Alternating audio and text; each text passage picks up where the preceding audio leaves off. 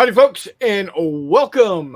It's episode 5 of NotJay Builds, and we got Hizzy Cat and the newest guest to the show who's been watching for just about day one, Chris Long, from Walkabout Games. How you doing, buddy? How's it going, So tonight, it's a build night. McMurray's got to work, so he won't be joining us because he's working. Be safe out there, buddy.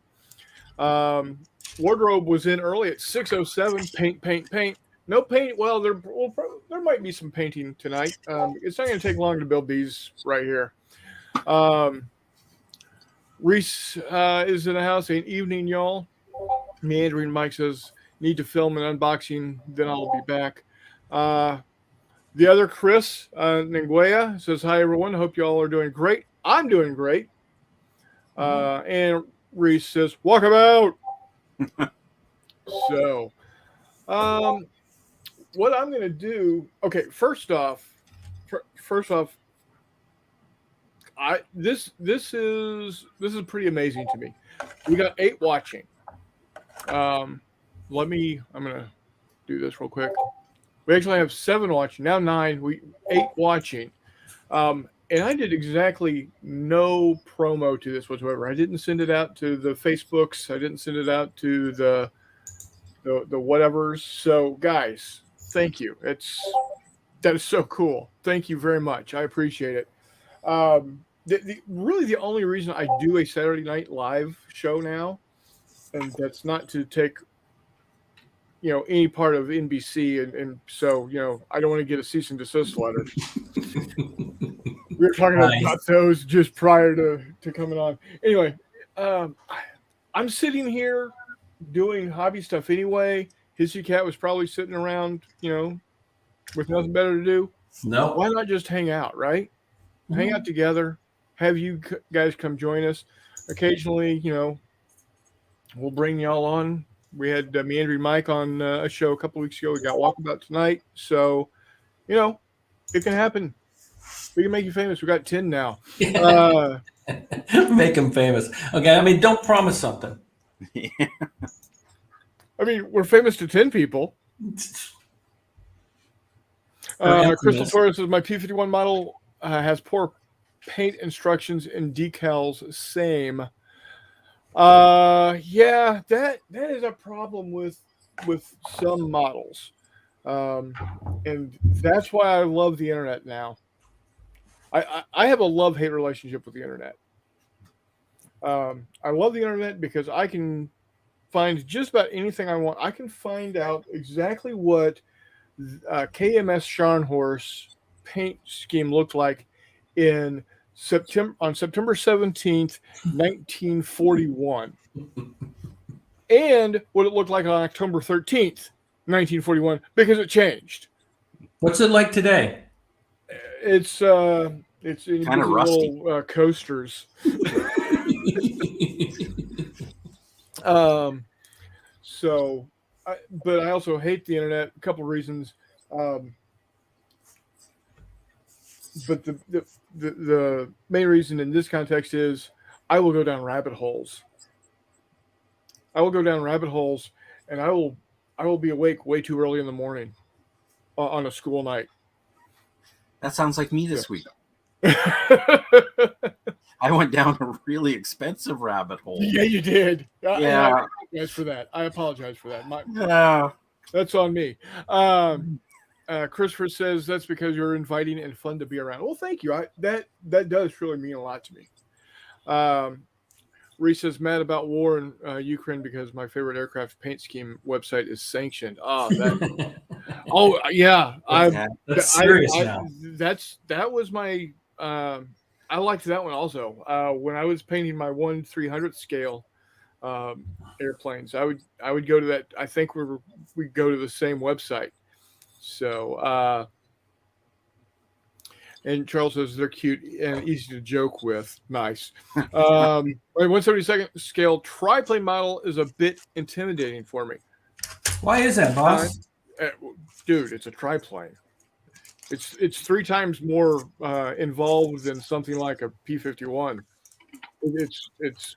Well, I know they can be Struts. fiddly, but It's also 50% more 50% more intimidating than a swordfish. Yeah. Just saying. Just saying. is it?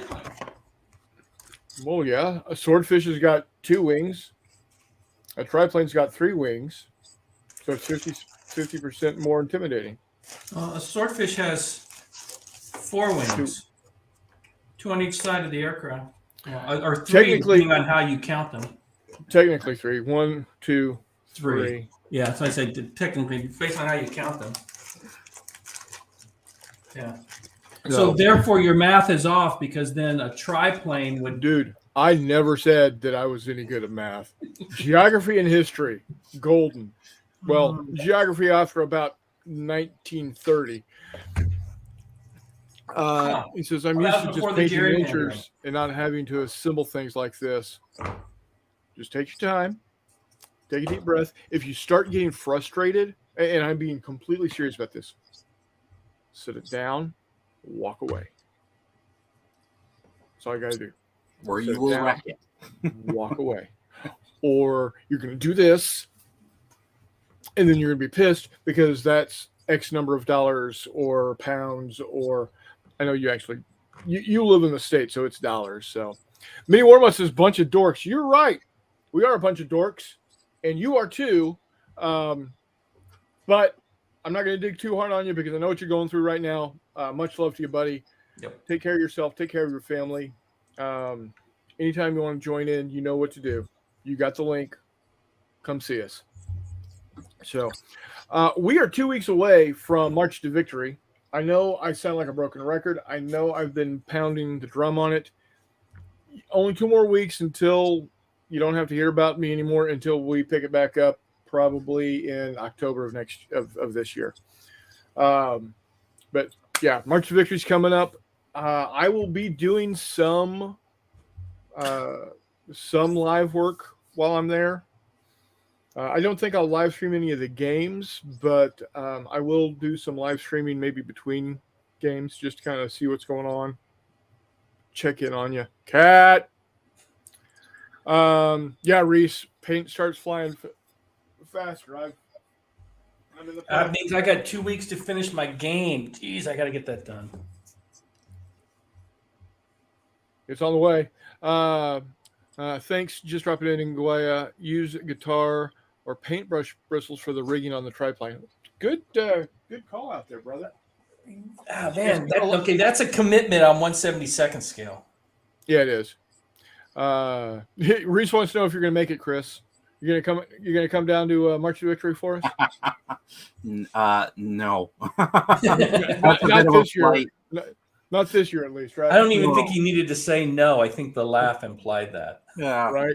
Maybe someday you'll make it. Maybe you'll make it down there someday. Well, I was supposed to go to Adepticon just before COVID hit, and then that got canceled. And then I was thinking, oh, I should go this year. And I'm like, no, I'm going to wait 1 more year until everything's kind of back to hopefully normal.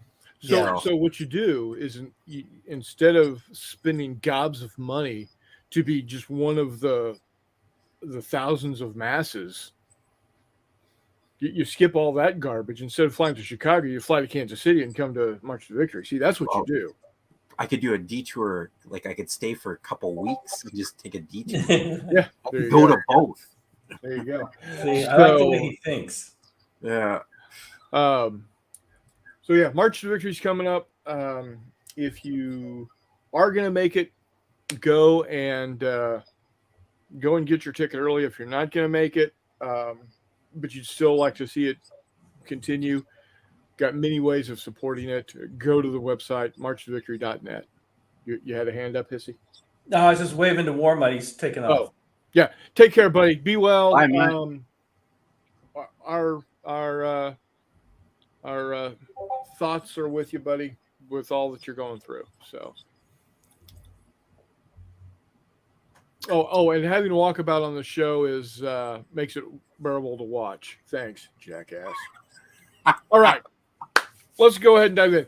with the 9 folks that are watching right now, I'm going to take a little poll. Which of these 4 do I start with? Now, keep in mind, all 4 are going to get built tonight.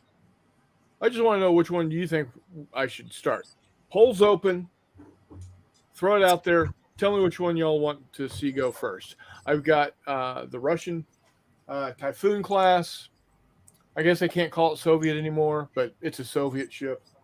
I've got. Oh, wait, why can't you call it Soviet? Because it's actually a Russian ship now. Oh, well now, but it was Soviet at one point. Yeah. Yeah. Okay, well then just call it Soviet. Then I got the San Francisco, which is a Los Angeles class attack sub. I got the Los Angeles, and then I've got the Akula. Now, interesting point. NATO calls the Soviet attack sub the Akula. The Soviets and the Russians call this one Akula class. So, which Akula class do I get? Which one's a cooler? Attack sub. Which one's a cooler? They're both Akula. Akula is Russian for shark, by the way. No, you missed my joke. I know. Which one of those is a cooler? Yes. Yeah. I'm going to start with this one. I got 2 votes for Akula. It says Akula on the box. That's one we're going to start with. That's where you keep your beer, right? In a cooler? Yeah, exactly. Exactly. I knew I could squeeze a joke out of there somewhere.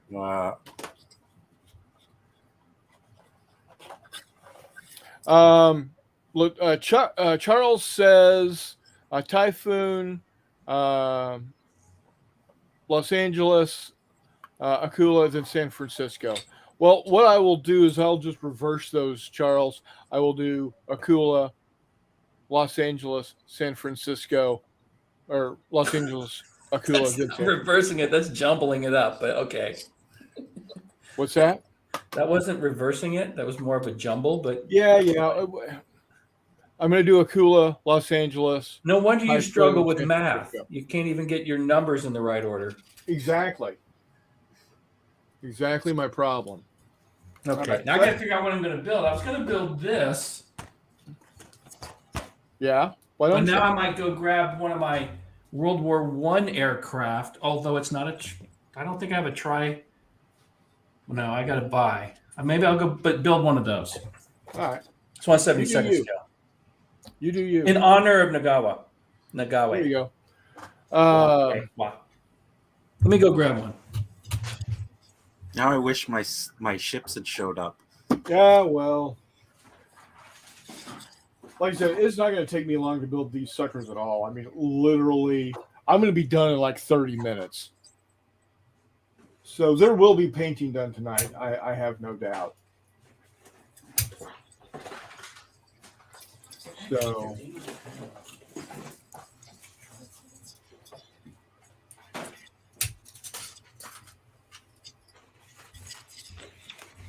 So the big reason why I have the Akula, the Typhoon, and a Los Angeles class,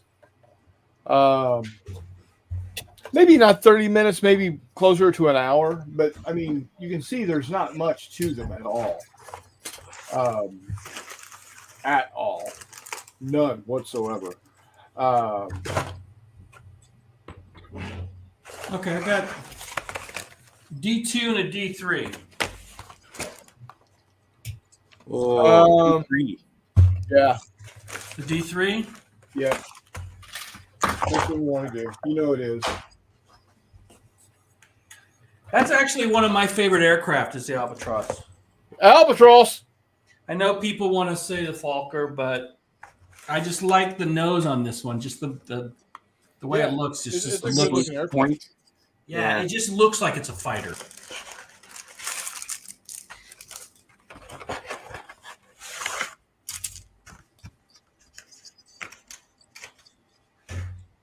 Okay, where are we? Albatross. If anybody remembers that skit from Monty Python. What flavor do you have? That's not got any blooming flavor. It's a dead seabird. Now, it's pretty, from what my understanding is, these rodent kits have a flash problem with them typically. And mine is no different. And look at that. Ooh, oh, shnikes. Yeah. I can see that on this smallest screen. Holy cow! That's A a little blown bit on mold, this one son. too, up here. That's a blown mold. Yeah. So, which, you know what, the way I look at it now, maybe I'm different than other modelers, but I look at that and I go, ooh, more stuff for me to do. Yeah. It's more value in my kit when Right. I have to like go trim that because that gives me more to do. Exactly. But I know some people are anal about, well, and maybe that's too strong a word. Some people are not happy when their kits are not pristine. Now, if I was paying a few $100s, for one of those really good kits, yeah, I wouldn't want any flash on it. But I paid like $8 for this thing, so I'm not going to worry about it. Yeah, One thing I will say about their instructions, though, 1, 2, 3, 4, 5, 6 different schemes. Oh, So nice. when you get one of their kits, that's reference material for future builds. There you On the go. back of the box is a pretty nice color shot of it. So outside of the flashing issue, I think that's a pretty good deal. Well, you can see what one scheme.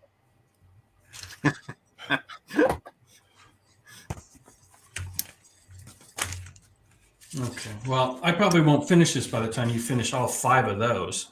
4. 4. I said 5 earlier. So yeah, who's the one that can't count? Okay, what do we got here?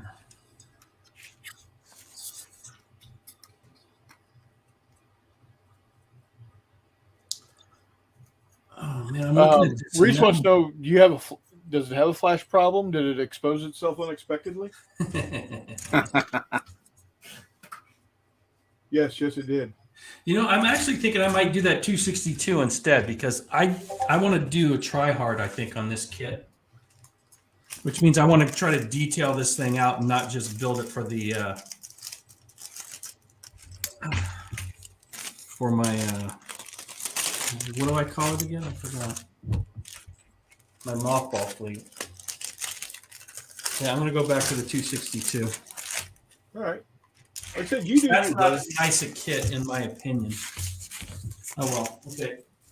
Sorry, Nagabo. Now, so what brand kit are they? I'm sorry. What brand kits are they? What is this one?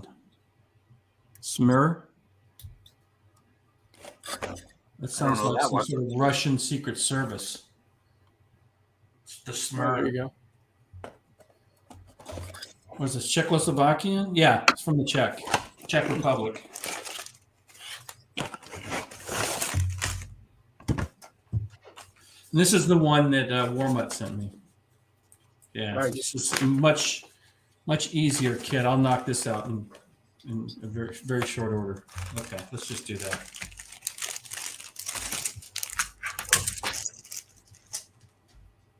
Okay, honey. We need you to move again.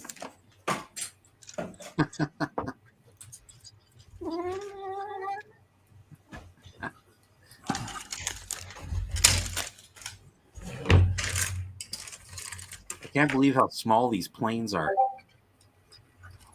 Oh yeah. What is that from a game or is that a kit? It's 1/700th Spitfires. Or no, wait, is that? Yeah, it's Spitfires. Whoops. Yeah, those are kind of small. Are those ones that you printed? Yeah. And then I did a PBY Oh, nice. and a bow fighter and some Hawker Hurricanes. I You just playing around with the STLs, or is that for a game? I went down a deep hole and got into 1/700th scale ships and Yeah, and that's Chris's fault and Ken Riley's fault from Yorkshire Gamer. So I was like, yeah, this looks so cool. And I started collecting all the ships I need to do a convention game for Force Z. Okay. Force Z is the British task force that was sent to Singapore before the war started. Oh, right. Made out of the Prince of Wales and the Repulse. And yeah, then they got 4 destroyers joined up, and yeah. Yeah, I was. I got a book on tape that talks about the war in the Pacific, and it talks about how doomed that turned out to be. It's kind of interesting. Yeah. Doomed doesn't begin to properly express what happened there. Well, the part of the game mechanic that I'm doing is the fact that in history, the Hurricane fighter support didn't show up until after about an hour after the battle. Yeah, they were already on the bottom, right? They were already on the bottom. Yeah. And the people that are going to be playing, they're not going to know that history. So we're going to go with it to see whether they think about doing something that the Admiral did not think about doing, like calling in air cover. Because he did not call in air cover, and he had the ability to do so on that morning.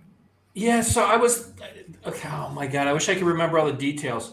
They talked about that, and there was a number of reasons that they said that could justify that.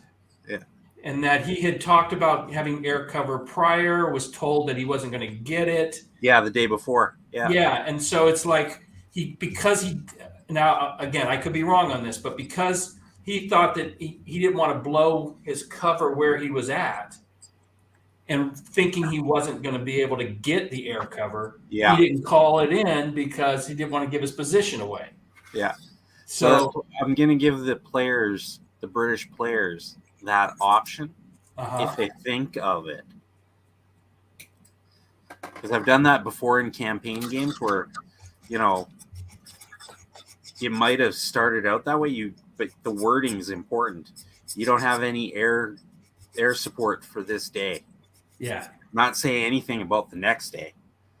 Right. See if they think, going, hey, I wonder if I can get air support this day. And some players actually in campaigns, they've actually got that part.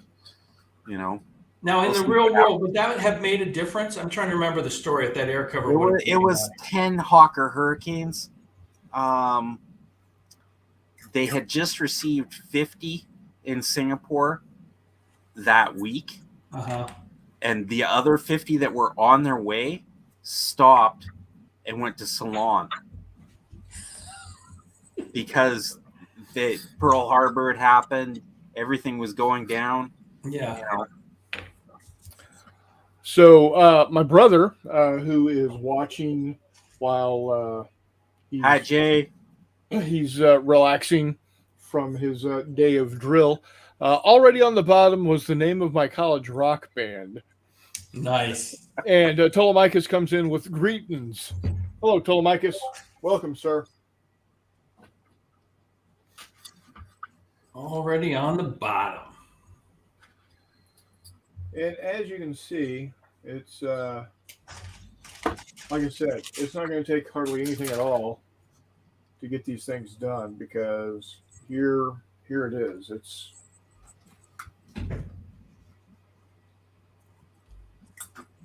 This one is done. Oh, you guys can't see anything I'm doing. Not that it's going to matter much.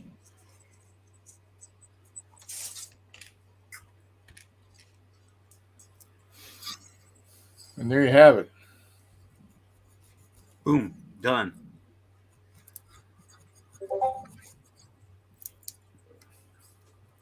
Well, yeah, you're going to have me beat. I mean, this is not a complicated kit, but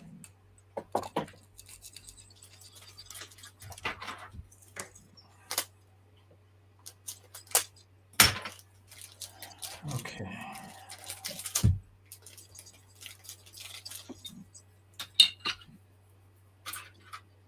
Seriously? Okay, yeah. I guess that is.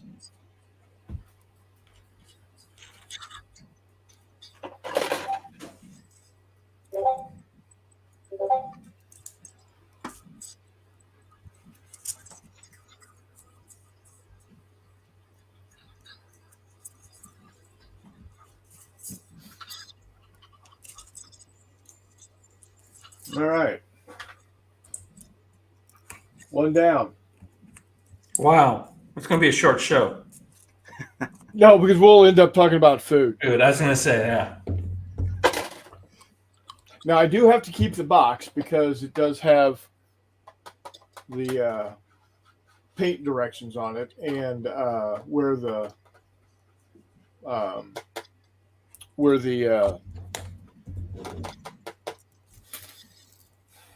decals go. Yeah. I told you, I think I'm going to start calling them decals. That's just a fun word to say, decals. All right, so let's go ahead and grab Los Angeles. Let's get into it. Now, the unboxing videos have done pretty good. On the other hand, my Star Wars painted miniatures shorts have not, which is odd, but it's neither here nor there. Okay, honey, you got to move. My number one short though is this one right here.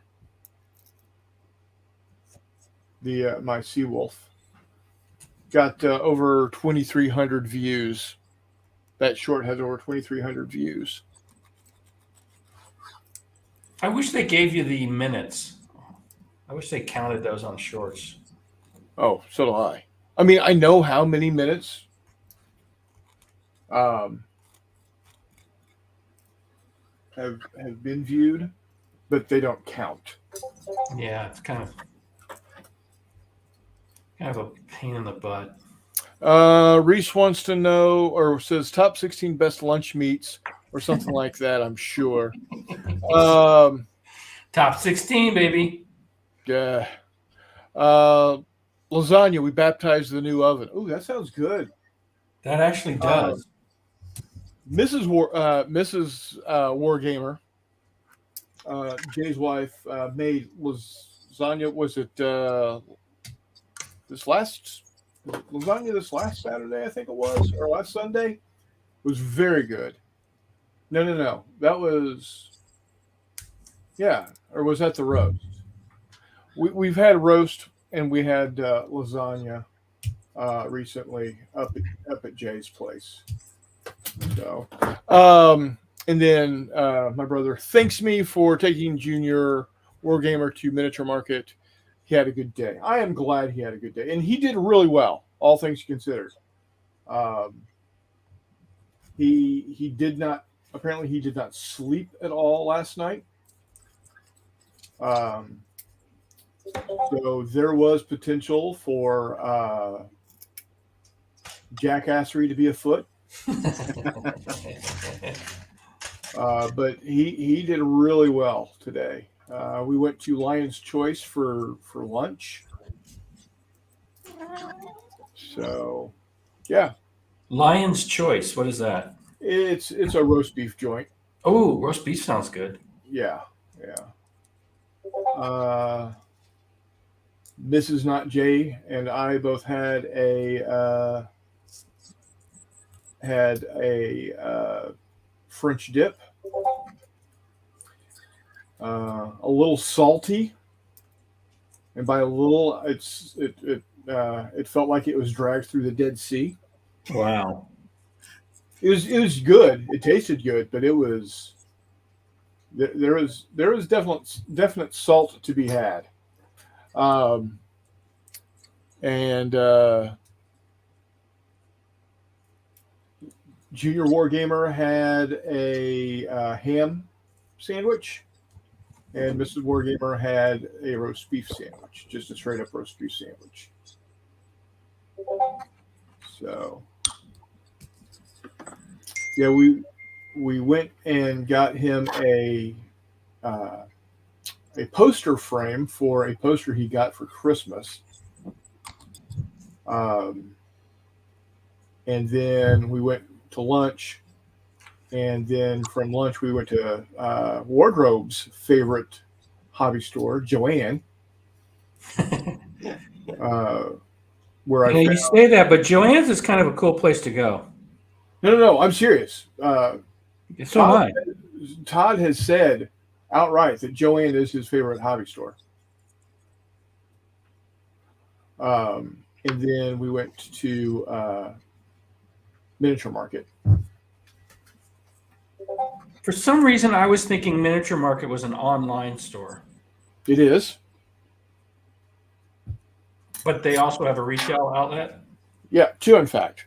Oh. They've got the original store on Manchester Road in St. Louis, and then they've got the newest retail store on Cave Springs Road in St. Peter's. Now, is that the same organization that has the online location or Yes, store? it is. Yep, absolutely. Wow. Okay. I learned something today. I used to order from them all the time, and then the things that I used to order on a regular basis, they won't ship across borders anymore. Yeah. Yeah, I don't think they're telling us, but I have this sneaking suspicion that the United States and Canada are at war. Well, Atomic Mass Games and Fantasy Flight seem to think so. I'm just saying the news isn't telling us. Yeah. But yeah, it's one of these things where it's like crazy amounts of money to ship across the border, right? You got to smuggle stuff into Canada, war games. Let's see. Jay says we had the lasagna on Sunday, the roast on Monday. Lion's Choice is better than Arby's. Reese says must be a St. Louis region thing. Charles says not sure we have any Arby's left in the county. Reese, closest Lion's Choice is up in Missouri. Wait, Arby's. Isn't there an Arby's over by the game store? Oh my God, what's that? Is that still in San Diego County? Oh yeah. Okay. I think it's even in the city limits. San Diego City is fairly large geographically. Oh, yeah. Right. You know what I'm talking about, right, Charles? Then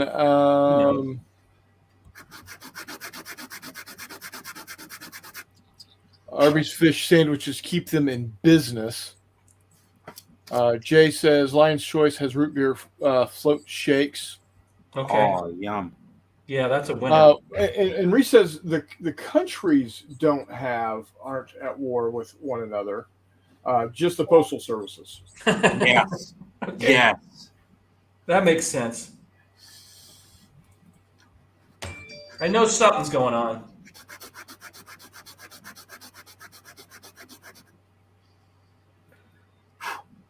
Huh.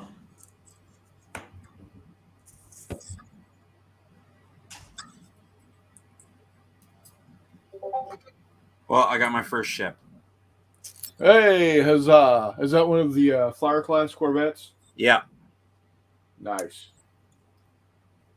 I just have to do a metal mast. I didn't trust the resin print that thin and small. Yeah. Charles says no. There you have it. That's not an Arby's? No, there is one. What's the name of that game store?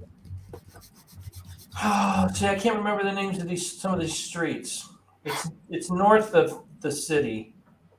It runs east-west. There's a Kaiser, because that's where I go to Kaiser. And then there's a board game store. and I'm pretty sure there's an Arby's there, or there used to be at least in the past year because I've eaten there. Kaiser's and Kaiser Permanente. Yeah, They're where they build Liberty ships and I think they used to. They're now my healthcare provider. Well, so yeah, and see, and my client.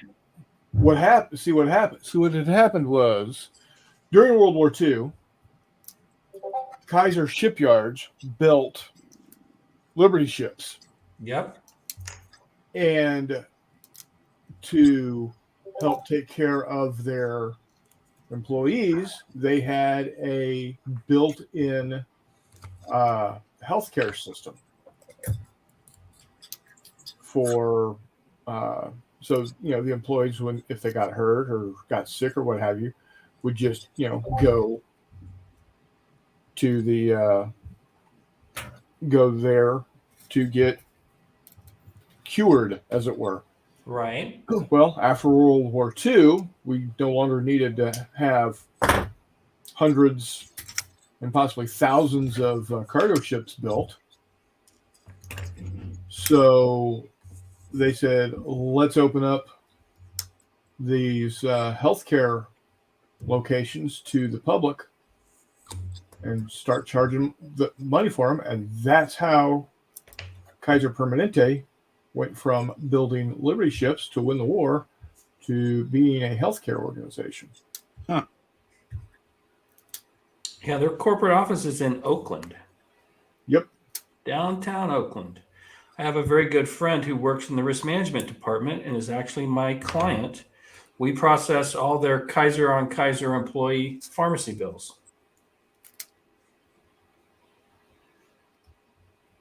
Yeah, so they're a big player in the state of California. They're in multiple states, but California is their main book of business. It's the home port, as it were. Yeah. So interesting. Let me share a little tip. When you're putting together your plastic models, it really helps if you put the pieces in the correct orientation. Yes, it is. I just realized that this part is now fitting where before I was fighting with it because I had it in backwards. So don't do that. If you want it to be easy. If you want to make it hard on yourself, do what I do. I'm still struggling here. Charles says he doesn't travel west of Mission Gorge Fairmont roads or east of El Cajon Santee. Okay. So there is one. If I can remember the name of that main thoroughfare, you'll know it, Charles. But there is an Arby's there next to that game store.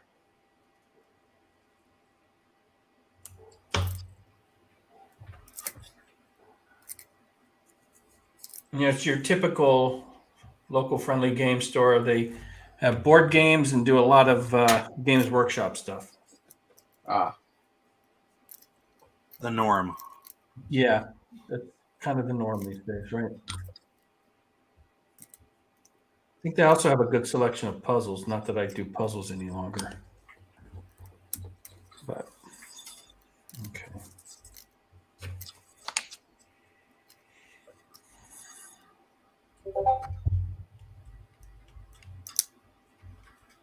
Oh, I had it in there and I had to fiddle with it, and now I got to do it all over again.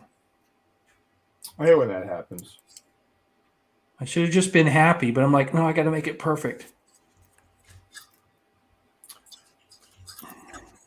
Yeah, that's what I'm about to do with this damn thing. I mean, it's in the cockpit. This is going to be one that I'm not even going to finish on purpose. Like I said, it's going to go into my mothball fleet so I can build it later. Oh, another thing about the alignment. There were 2 holes to put this in. I was careful what I say here. I was putting it in the wrong hole. That's what she said. Yeah. It fits so much better in the correct hole. Wow. I think I'd know that by now.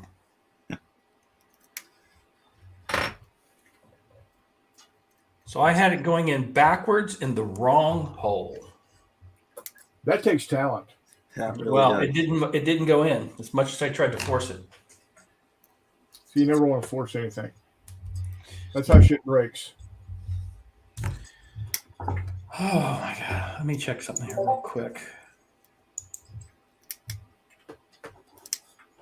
Ah. Don't roll. Don't roll.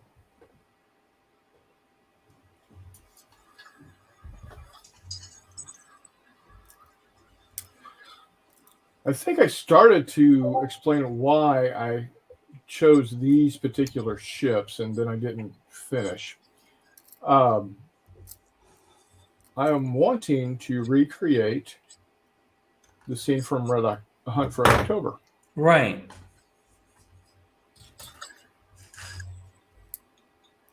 Then I need to pick up one more Los Angeles class. And I need to find I think it's a Victor class. Victor or November, I can't remember which. Okay. And a couple of surface ships. So I can do a scene out of Red Storm Rising. Mandarin Mike says ear sex is rarely consensual. Who said anything about sex? I don't know. Mandarin Mike, well, that took longer than I thought. I got distracted, organized totes in the man cave garage. Hi, y'all. Howdy, Mike. Thanks for joining us. Reese says had that problem at work the other day. Wrong hole. That could be. Wait a second. Birds only have one hole. Turkeys? Yeah. Yeah, I was trying to visualize that, and that was not. Birds only got one hole, buddy. I grew up on the farm. I know turkeys. In the biblical sense? No. I just know they're dumb animals. Gobble, gobble. Well, see, that's the thing. Domesticated turkeys are dumber than rocks. Yeah. Wild turkeys are pretty flippin' smart. Yeah, good luck catching them. Right. That's my point. Yeah. Christopher says, I was wondering what was taking so long for your vid, Meandering Mike. NotJay, you need a dry dock. Yeah, I do. Been great to watch you assemble so I can emulate when I do my triplane. There you go, buddy. Wrong hole. You squeeze the one hole and two more pop. Oh, okay. Yeah. Okay. I'm picking up what you're putting down now, brother. I got you. I'm picking up what you're putting down now.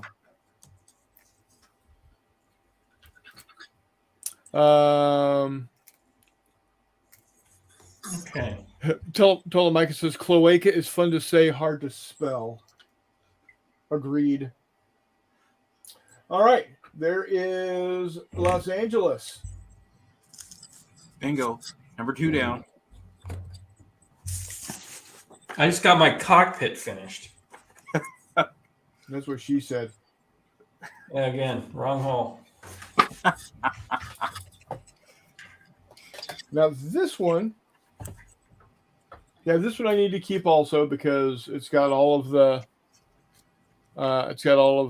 paint and the decal locations on it. All right, so do I do the other Los Angeles or do I go ahead and pull the trigger on the Typhoon? What's it going to be, guys? Los Angeles. The other Los Angeles or the? We got one vote for Los Angeles. Los Angeles.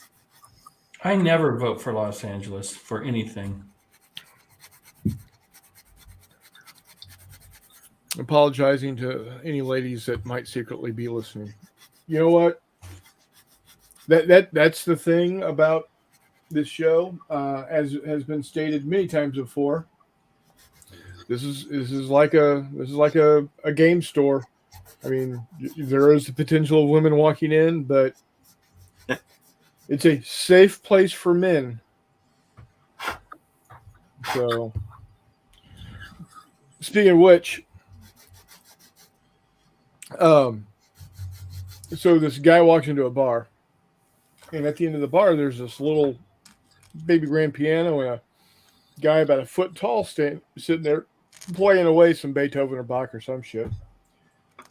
And guy walks in, sits down at the bar, and the bartender comes up and says, "Oh, can I help you?" And he said, "Yeah, I'd like a beer, but can you tell me about the dude down there playing the piano?" And he said, "Yeah. So what happened is a couple of years ago, I was taking the trash out to the dumpster out back, and I found one of those old oil lamps. I thought, oh, you know what? Let's give it a try." Gave it up. Out comes the genie. Apparently, that genie was drunk, or he was deaf, or something. Because God knows, I would not ask for a 12-inch pianist.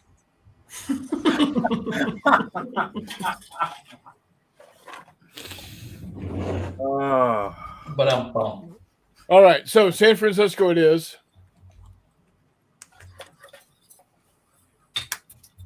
Now, so the box for San Francisco just has the build information. So this is a later kit than Los Angeles, because here is her paint and decal scheme. So got that going for me, which is nice. Whoop. And yeah, they're really simple kits to build. And honestly, that's okay. Because ultimately, for me, they're playing pieces. well, also it's going to get you into the habit of building kits. So when you take on that Texas, Yep. It's not your first kit in a while, right?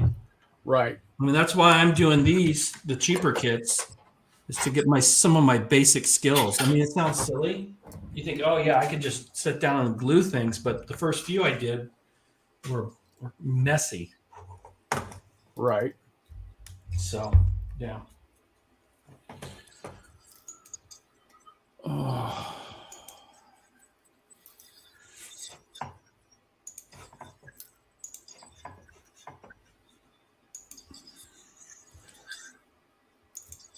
So Chris was saying that I'm a primary source to blame for his diving deep into 1/700 scale World War II naval ships. He sent me a list of at least some of what he bought, and dude, you went ham. I might have bought more after I sent you that list. And I kind of figured you might have, and that's why I said Shukaku and Zukaku. Oh, you gotta get both of them if you're gonna get one of them. Yeah, and then that's like the Akagi and the Kaga. Yeah. Now here's an interesting thing about the Akagi and the Kaga. They are sister ships, but their conning towers, their islands, are on opposite sides of the flight deck. And they were designed that way specifically so they could sail parallel to one another and be able to communicate easier between the two bridges. Interesting. Makes sense. Shit you know, or shit you learn when you're watching the show. Of course, that backfires if they get on the opposite side of each other, because now they're twice as far apart. Well, that's why they're so easy to bomb. You know how they're going to be laid out. So, with that bit of information, not only are we entertainment, but we are informational. So that makes us edutainment. Therefore, I could get a PBS grant, right? Isn't that how that works? I think so. I think so. But then you're going to have to do a. Wait, hold on. There's no ladies, and there might be, but ladies and gentlemen, Cameron Kirkland, my grandson. Dude, how you doing, buddy? Welcome home. Unfortunately, he didn't last in Australia like we had hoped for. shit went down. It's all cool. He's back home, safe, sound, looking for other avenues. Still playing rugby. Kick ass. Thanks for dropping in, buddy. So let's see. Maybe,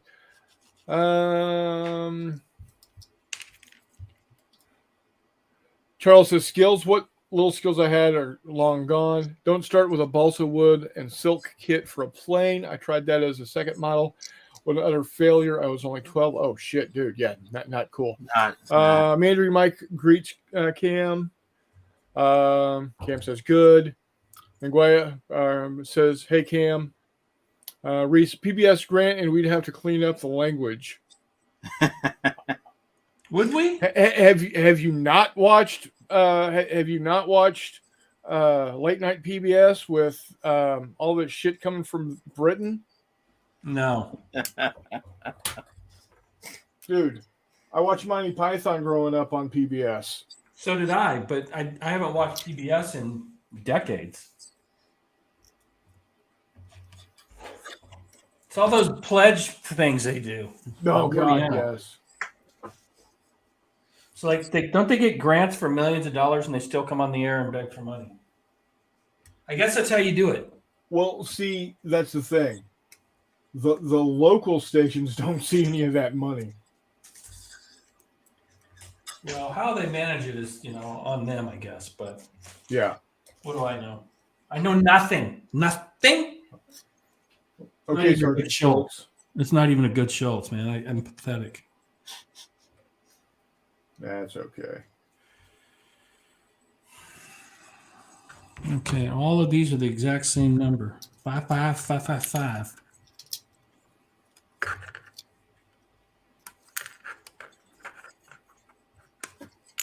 All right. Yeah, we would get canceled so fast, dude. You have no idea. You've got no idea. As it is, I will probably never be able to monetize this channel. Now, I did see that they did step back from the cussing moratorium. That being said, who's that? YouTube. I didn't know there was a cussing moratorium. Yeah. If you were monetized and you said bad words within like the first I've heard 10 minutes or something like that, you were gonna get demonetized on that particular show. They've stepped it back a bit. I think it's like within the first minute or so. Okay. Well, it's because some of the biggest names that make them the biggest amount of money, like the video gamers, yeah, they swear. Oh yeah, like sailors. Yeah, like my mother, screaming and swearing. Oh yeah. So yeah, they can't get rid of it completely. Nope. They'd go broke. Well, that just means more viewers for this channel. Oh yeah, yeah. Because that would happen. I've been a monthly subscriber to PBS since I was 12. I don't even live in the USA. Hey, you do you. Funny, I don't feel bad sitting here doing nada while you guys work, dude. This is not work, but okay.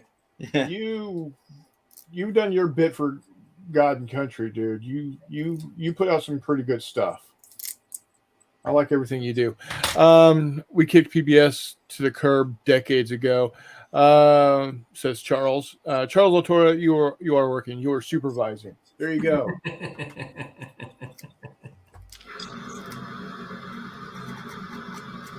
Why am I hearing ocean noises? Could be my son. Oh, I think he's cooking dinner. Ah, okay. So it might be running water. What? Oh, okay. What? Yeah, I was about to say what's for din din. Spaghetti.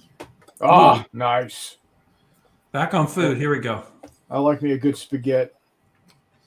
Right? Now I'll eat raw pasta. A little crunchy, isn't it? Yeah. but I like it. No thanks. If I want my carbs, chickpea pasta. What's that? I have to eat chickpea pasta. It sucks. You know, Is that a health you know the difference between black-eyed peas and chickpeas. Black-eyed peas can sing as a song. Chickpeas can only hum us one. I'll have to remember that one. Jake, my brother had Popeyes. Nice. I like I love Popeyes. What's that? I love Popeyes chicken. Now, I lived in New Orleans in the mid-'70s when Popeyes was just regional. And then we moved back to California, and it took decades before it showed back up. But I love me some Popeyes. I like Popeyes better than I do KFC. I'm 70-30.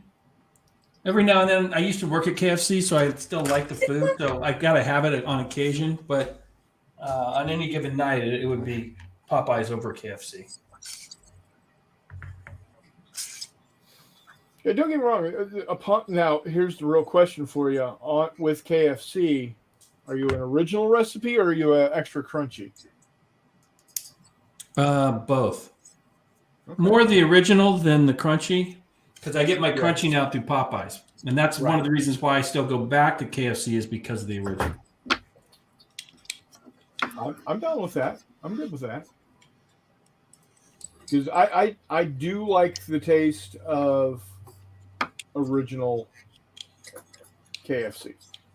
Now, some people may or may not remember this, but there was a period of time when KFC had spicy chicken. Oh, yeah. We still have it here in Canada. Okay. Yeah, and when I had it in the Bay Area, you could only get it in the restaurants in Oakland. And you'd go out to the suburbs and you couldn't get it. So I had to drive into Oakland if I wanted the spicy chicken, which I did a lot of times. So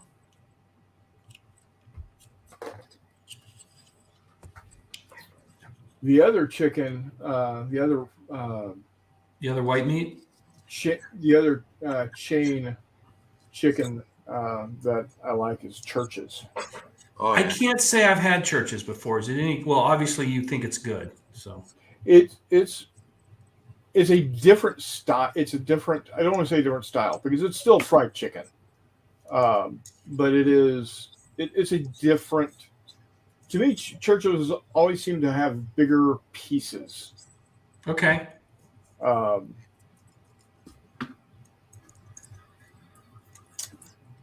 So the breasts always seem to be larger. Well, that's a reason to go. Yeah. Yep. Let's see. Me and Mike said I had chicken chili with jalapeno rice for lunch. Oh, that sounds good. Wait, if I'm supervising, can I lay them off? No. We have a really good union. Me and Mike says I like chickpea pasta. Ninguez says I love chickpea flour. Reese says last Green Beret for March to Victory just finished. Outstanding. Telemachus made homemade ravioli with Italian sausage for dinner. Ooh, that's good. Oh. Okay, is Italian sausage not the best sausage? No. Oh, really? No. Chorizo. Is that a sausage? Yes. See, I never really considered that a sausage. What's your definition? Because it's in a casing? It's ground pork in a casing. It's by definition a sausage. Are you telling me Jimmy Dean sausage isn't sausage? Frater done. Nice. I mean, nice. Do you really want me to answer? Is it really meat? I mean, it's Jimmy Dean. So I got 3 done. Well, I'm about to be done with number 3 here as well. Yeah, I'm not keeping up numerically with you guys, so. Well, parts-wise, you probably are. Maybe. Again, I spent half the show sticking it in the wrong hole, so. It happens. This is actually a little fiddly bit here. We'll see how this goes together. All right. Really? Telemarket says Italian sausage is the only sausage. My brother disagrees. He says no, it is not. And I'm going to pronounce it wrong, and I apologize, Jay. You've said it to me many times. Savape is the best. And that is I believe it's either Bosnian or Serbo-Croat sausage. And I got to agree, that It's Serbo-Croat. Is the bee's knees, as they say. It is the cat's whiskers. It's cat's meow, isn't it? The shit's delicious, is what it is. Is applesauce in a casing sausage? Nice.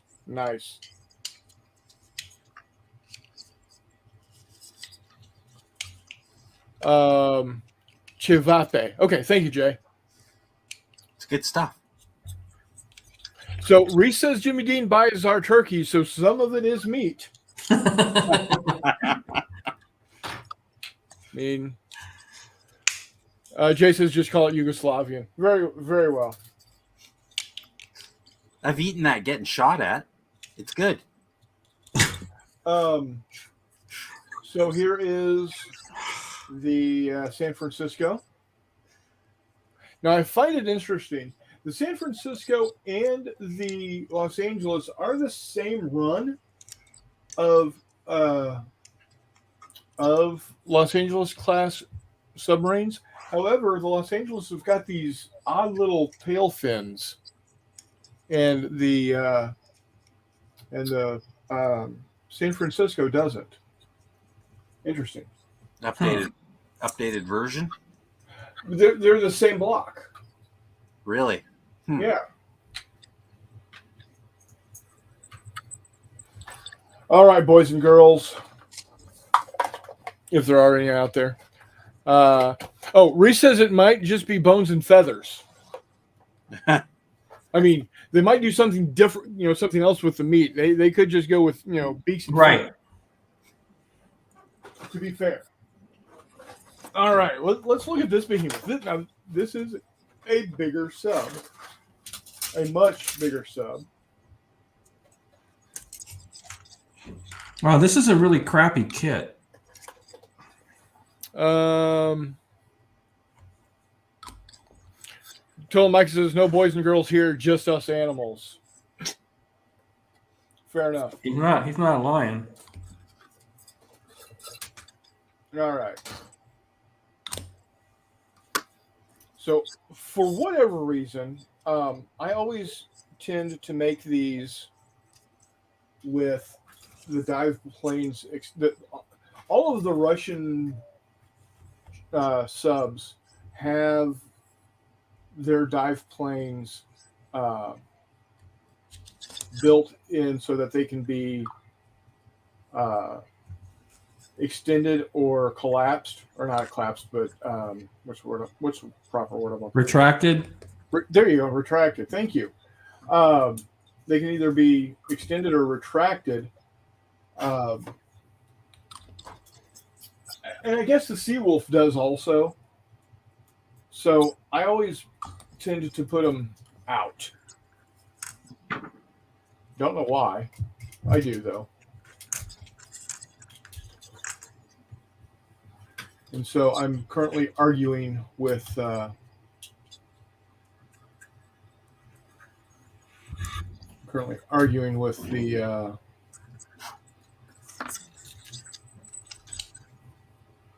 this one because it doesn't sit. There we go. Aha! Gotta hold your mouth just right.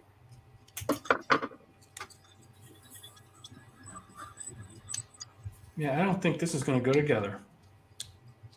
I couldn't dry fit it. What makes me think I can make it fit with glue?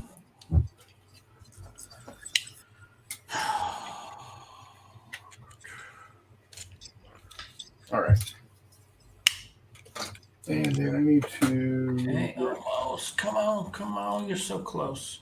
There we go.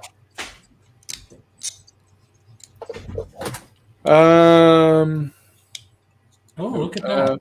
Lube always helps you get it in the hole easier. Yes, it does.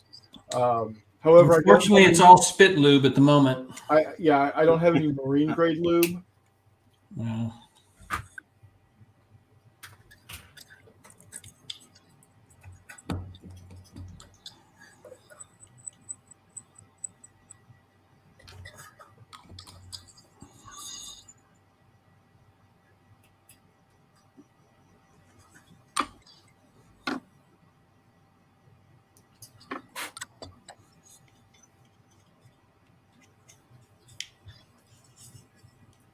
All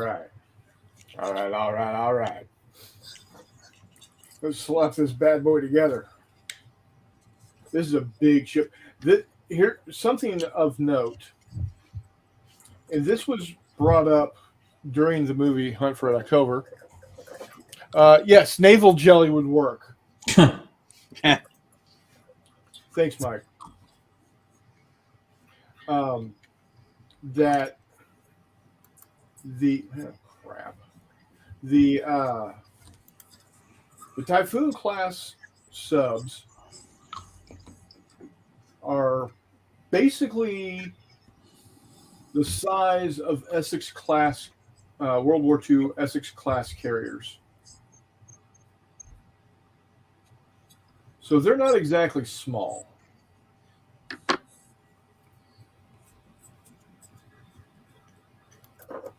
Oh, I had a question for Mike, meandering Mike. So in that earlier discussion today, did my example answer your question? When you asked me for an example of a game and I told you carrier battles, Philippine Sea? Was that acceptable?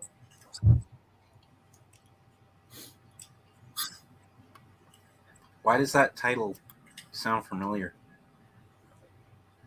Who made that? That's the newest solo game from Compass Games. Okay. I saw that today at Miniature Market.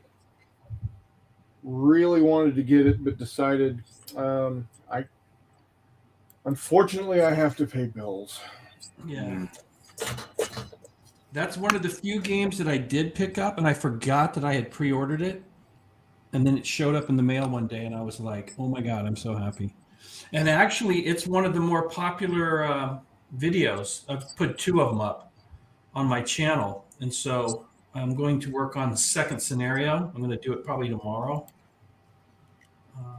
But it's not just going to be me playing the second scenario. I'm actually going to show some of the different rules for how you use fuel in the game, your options that you have, and how it affects the combat outcome. So I'm going to, show a number of different pre-set up conditions. That's so cool. People can learn the rules, because there's some subtlety there, and I want to show the different subtlety.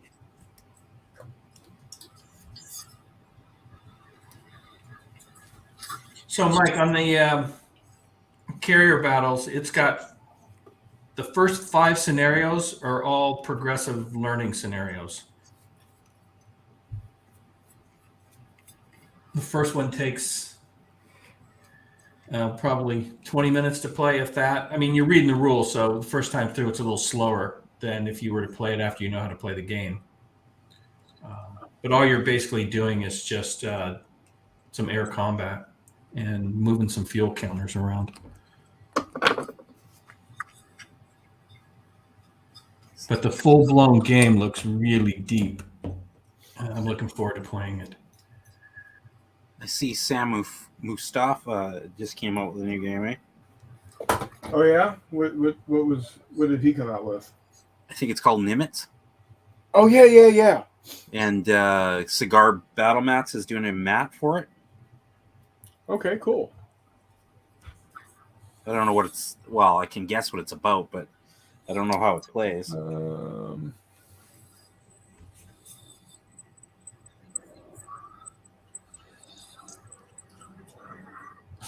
Chris says, I tracked down the missing information for a counter on my table, thank goodness. The German 36th Infantry Division. Hooray! I might have not yet read the rules for carrier battles. All right. Tolomachus says Gelignite is a good jelly to use. There you go. I did not post, Charles. I did post a video on some things I forgot from Tenga 1914. Andrew Mike says, dang, time is flying. It was a month ago that I unboxed Carrier Battles Flipped in C. Yep. And then Ninguaya says, I was a solo print and play game of you being one of the potential assassins of Franz Ferdinand. Pretty neat and creepy at the same time. That sounds like a fun little game.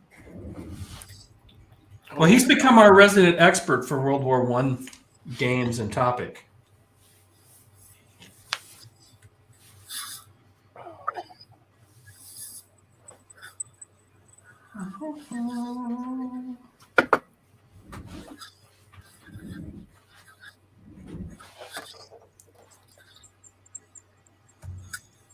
Getting warm in the old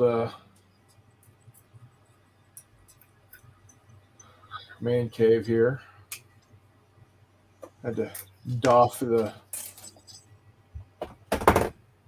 sweatshirt. Reese says, anyone know where I could get just the board for Axis and Allies Guadalcanal? Etsy. Pretty sure I saw it on Etsy. Somebody does a roll-up mat of it. Oh, very cool. You can also look at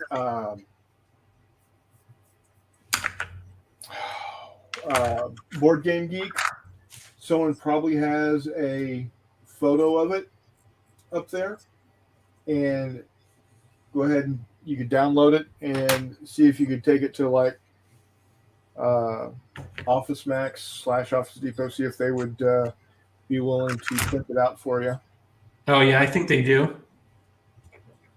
Depends on who's working the day you go. To be perfectly honest,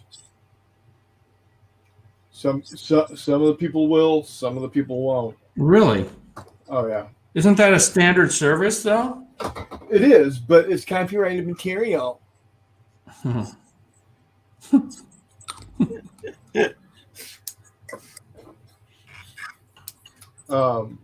like you have experience with that. I had to literally get a quote unquote permission slip from Jay Wiley to print out one of his PDFs that I bought. Oh, sounds like somebody was on a power trip. Yep.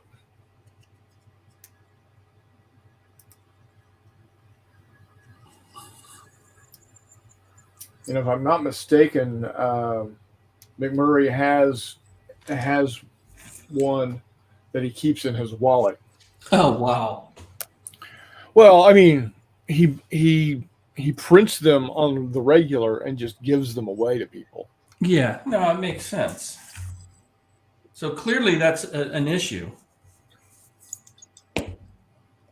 Okay, let me just check some of my online stuff here real quick, guys. Andrew Mike says, watch the museum tour Nguyen did. He shows the videos during his live stream for today. Watch it. Yep, and he is dragging me into just bought 8 World War I. 8 World War. Dude, I will never be able to catch up to you on shit like that.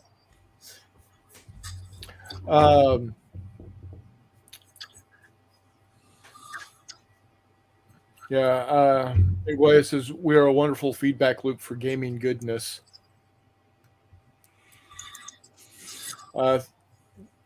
Reese says, thanks, guys. Thinking about a Solomon Island campaign this winter. Ooh. Well, hopefully at March of Victory, you've given yourself enough time to play a game, and you can come play Savo Island with me. That'd be cool. You should do a fantasy version And just call that Gilligan's Island. There you go. Just sit back. Just sit right back and we'll tell a tale of a fateful ship. Yeah. I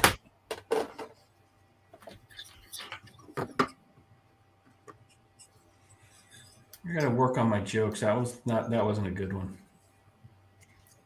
I've been weak lately. Boy, this is a crazy.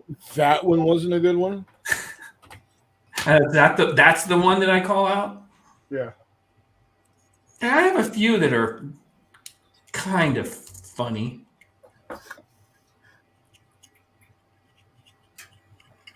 You're the one, mommy, daddy's getting up. Shut up and reload.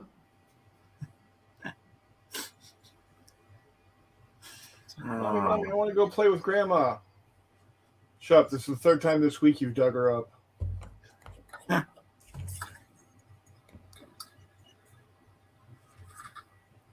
didn't even get a courtesy laugh for my joke. Dude, come on. There, I'll take it. Oh, crap. Wrong one. Yeah, so the combination of this not being a great kit and my lack of skills is really turning this into a mess. But that's part of the reason why they're going in the mothball fleet. So when I get some skills, I can come back and see if I can rescue them. Is that skills with 3 Z's? Or from Nosies. With an S. No, then you're not doing it right. Clearly.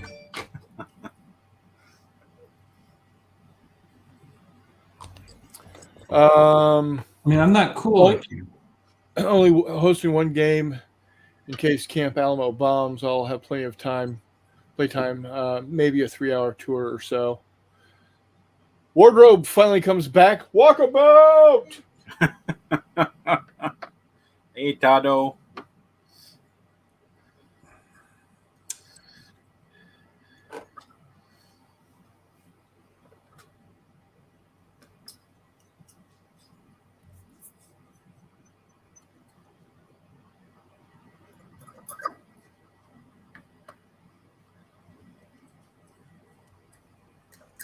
Is that the series that the guy was playing on his channel, Charles? Or the guy, either one of you?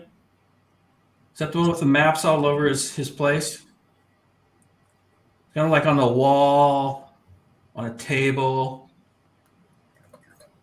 on some desk. They got maps everywhere.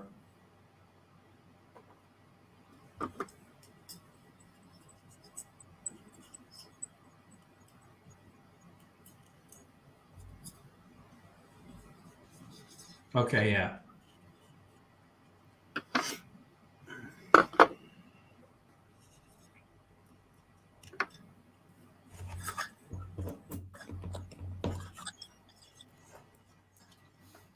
All right. She's coming together, boys.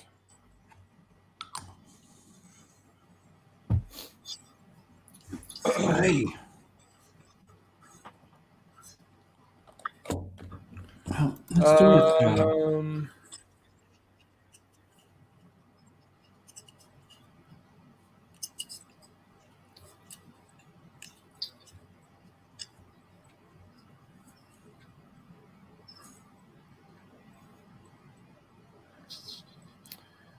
Charles says SPWDER Weltkrieg East Front Box has 6 games, which are also sold separately. Number 7, the Italian Front. Wardrobe wants to know what you're building. He's building ships. Technically, he's cleaning up 3D printed ships and adding metal masts. Yeah, I went down a deep hole with 1/700th naval. Yep. Number 8, GMT Serbia Must Die. Whoa. All right, that's pretty strong language. You know, I can have a beef with them, but I don't want them to die. Yeah, well, Charles is he's a tough dude. They tried killing me on daily for 6 months. So What's that? They did what to the who? what's that? So you were deployed then, clearly. 1992. Yeah, Wow. the beginning. Which conflict was that? Well, that would be their civil war. We're talking Bosnia, right? What used to be Yugoslavia. Yeah. Okay. So okay, so Canadian military? Yeah. I don't want to assume because you said you spent some time in the States. So Yeah. No, Canadian military. okay. United Nations peacekeeping. Oh, okay. Yeah. So was it okay? I know it's war, but was it an experience, a good experience for you, or no? No, I got PTSD. Oh, yeah. Well, that's not good. No, we shot at people. No, I'm. Yeah, When they shot back, we shot at them. You know? yeah, no, I'm sure it wasn't pretty. I was just, but sometimes you go through something like that, and you grow up, you learn, and you have some fond memories. But apparently, I got some good memories too. Yeah. I have one that I laugh about to this day, and my kid didn't believe me about this. When we drove into Sarajevo that day, in perfect English, on the side of the wall, it says, "Welcome to hell." Wow. So we stopped there, and we took pictures. Somewhere in my home, I've got a picture of me standing next to this.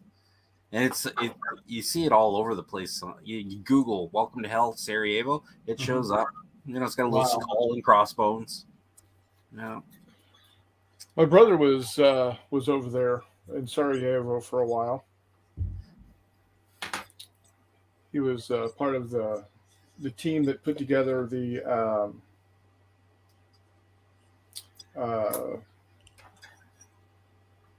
I guess there was a magazine or newsletter or something that got published for the United States military that I guess went out to all NATO forces. I just don't remember when it was. Yeah, when we first got there, we didn't have APCs. We had no armor. We had soft skin vehicles. Oh, Yeah, wow. our commanding officer, Major General McKenzie, had to get the Canadian government to send us M113s out of our German stocks in Germany. That's crazy. Yeah, we had no Kevlar helmets. We had old M1 steel helmets back then. And by the time I left, we were getting Kevlar helmets. Yeah. Some of us got in trouble for trying to buy our own gear because we couldn't get any gear. Where would you buy it? Black market stuff? Or we remember Soldier of Fortune magazine? Yeah. We used to order it out of the back of the magazine. Oh my God. Yeah, because we That's crazy. We didn't have the gear. So holy geez, look at that sub. So this is not a funny story or anything, but to your Soldier of Fortune magazine, when I was in high school, I used to buy Soldier of Fortune magazine because I was trying to make skirmish war games. Yeah. We used to do the same thing. Yeah, we used to buy Soldier of Fortune magazine and Gung Ho magazine. Don't remember that one. I'm sure I may have. I don't think it lasted very long. Well, I'm a little older. I graduated high school in '79. Oh, okay. So back then there was a lot of mercenaries going to conflict in Africa. Yeah. Rwanda and places like that. So I'd read these stories. Not that I ever wanted to be a mercenary. I didn't romanticize it at all. But I just found it because I was in junior ROTC. My dad was in the military. I had an interest in, I still do, in matters of military conflict. And so I used to read it because I thought it was kind of and I'm sure it may have been glamorized to some degree, but I found some of the art. Literally, I read it for the articles. There you go. Is that the Texas? Yeah, that's the main deck of USS Texas compared to the Typhoon class sub. That is a beast. Same scale? Same scale. Wow. Both 1/700. Now, where do the batteries go inside that sub? The sub. That's an adult. There you go. Somebody's got sub envy. That's twice as the girth on that sub is amazing. Yeah. Well, keep in mind that this thing carries 1, 2, 3, 4, 5, 6, 7, 8, 9, 10. It carries 20 ballistic missiles. So I played the sub game the other night, right? Which was a lot of fun. And died horribly. Yeah, I know what I did wrong. We were all crushed to death. Were we crushed? We just drowned. Yeah, we weren't far enough. We weren't deep enough to be crushed. Yeah. But what I was going to say is that they're coming out. Somebody is coming out with a nuclear sub simulator, which I will be purchasing. Very cool. I will have you as an engineer on that one as well, and kill you on that one as well. Just so we're on the same page. Whatever it takes. You're gonna go too deep. We're playing this video game, and I do a mission. We sink a couple of ships, and right in the end, where I just gotta kind of do a little patrol, and I've got no torps left, and then go home. A destroyer shows up, and we didn't. We're on the surface. He decides, let's gun it. Oh, time compression. Of submerging, and it's daytime. Oh. The coast of England at that time of year is beautiful. Yeah, that didn't go over well. No, that's okay. And for the second time, I had picked up survivors of the freighter that we had sunk and then took them down with us, as opposed to leaving them in their lifeboats to be picked up by the destroyer. I didn't do them any favor either.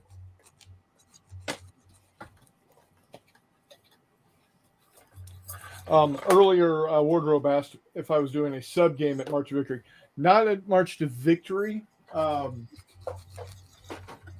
am just doing Battle of Savo Island. But I am working on getting these three completed. Well, hold on. Getting these three completed for a game at Jay's July Jamboree. I love how you guys have. Did you get T-shirts made? We have had T-shirts made in the past. Yeah, I love that. Just saying. So here is an Oscar class guided missile cruiser. Oh, it's an Oscar class Meyer Wiener. Yeah. Okay, I'll stop. My jokes are just really, really bad. And then here is the Seawolf class attack sub.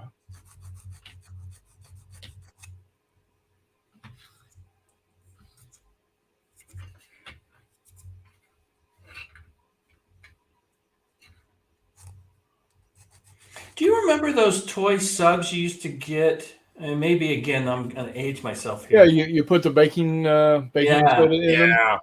And you put them in the bathtub. Oh my God! Yeah, you can still get those. Really? Here, anyways. Yeah. So here you go. This is the fleet so far.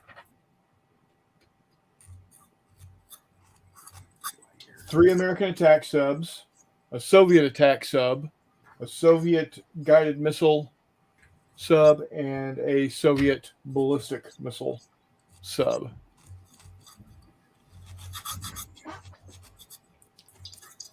Let me take a look, Reese. I shall share it. Yeah, this is just getting mangled, but I will. All right, guys, here we go. Oh, thanks for having me in the chat. Hexy, how you doing, brother?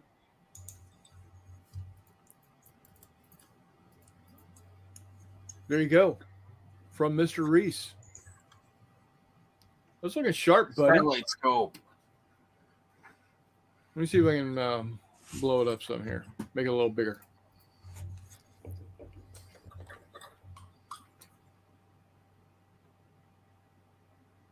Hold on. Let me trade out the window that I am sharing.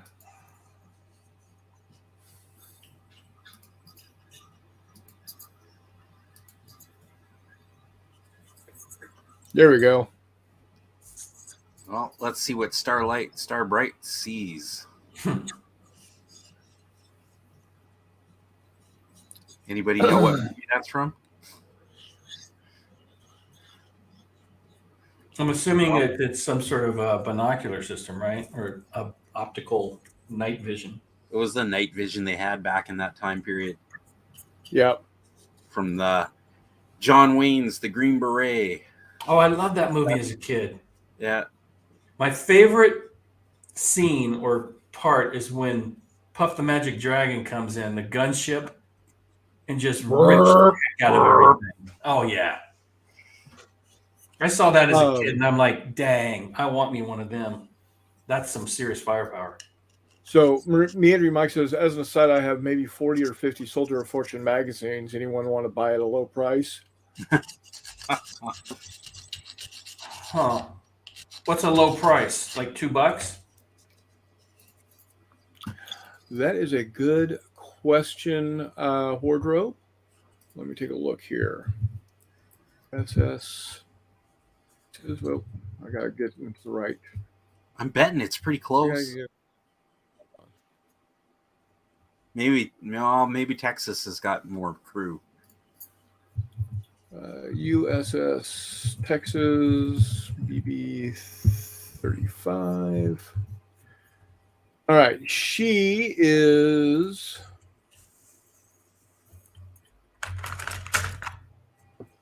as 1,042. Hold on. Let's go to 1945. 1,810. For the Texas? Typhoon, yeah. Typhoon class.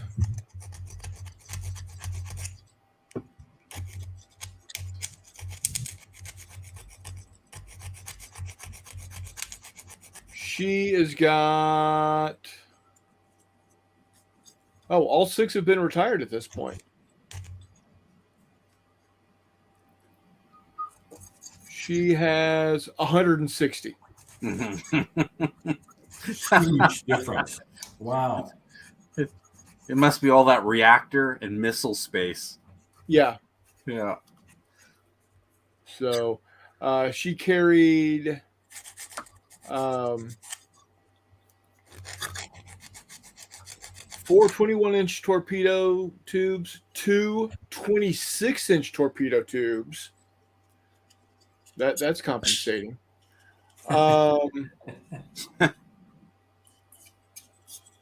One Igla SAM, 1 RPK-2 Vyuga anti-submarine missile, Type 53 torpedoes, and 20 RSM-52 SLBMs.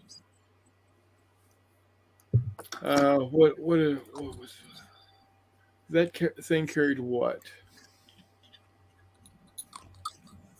had 10 each missile carried 10 warheads with a blast yield of 100 to 200 kilotons each.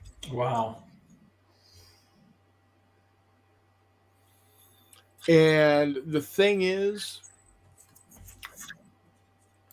they never had, we knew where they were at all times. We had one of these at a minimum following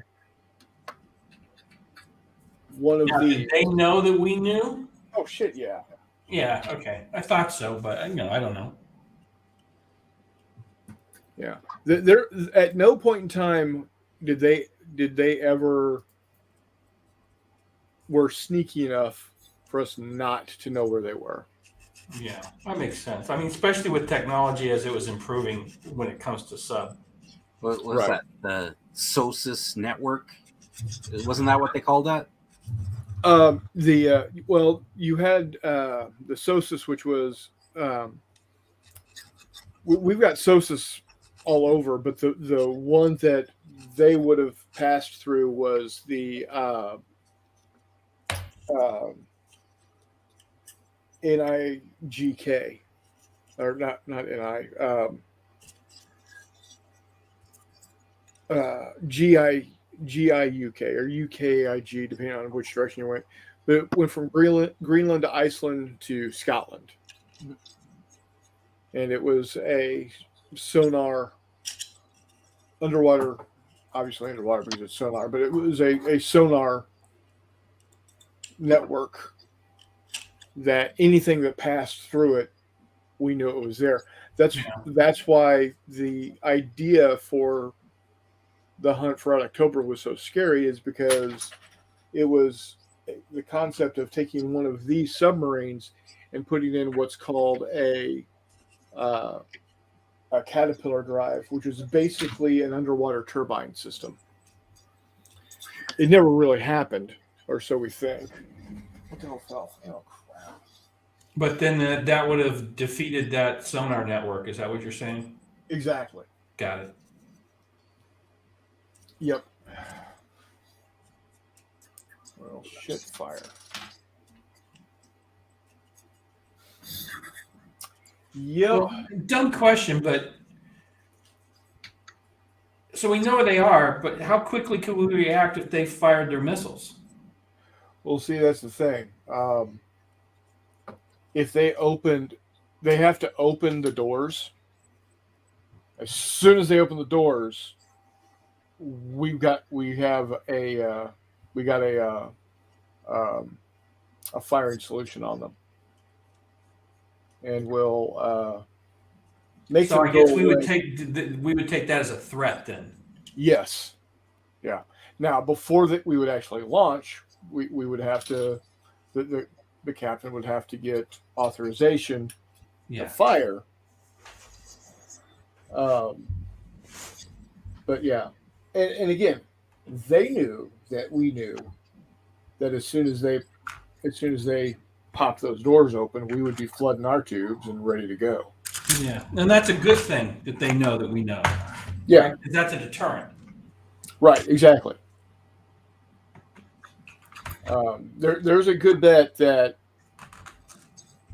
they might get one launched prior to them sinking, Yeah. because they would be able to tell when we flooded our tubes.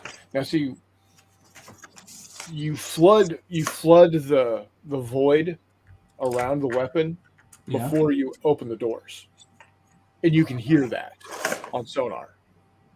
Okay. So you flood the tubes and you don't open anything. Flooding, that's just practice. Right. Flooding doesn't trigger anything. Yeah, which makes sense because they Opening can't fire with doors? the door closed. Opening doors, that's when things start getting a little ticky.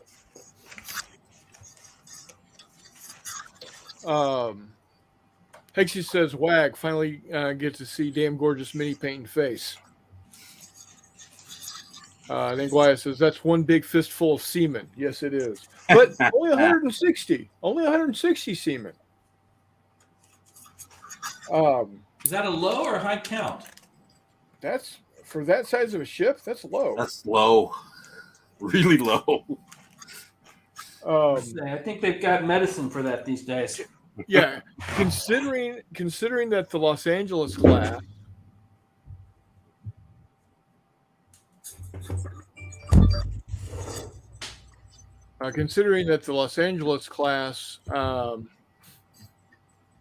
has a complement of 132.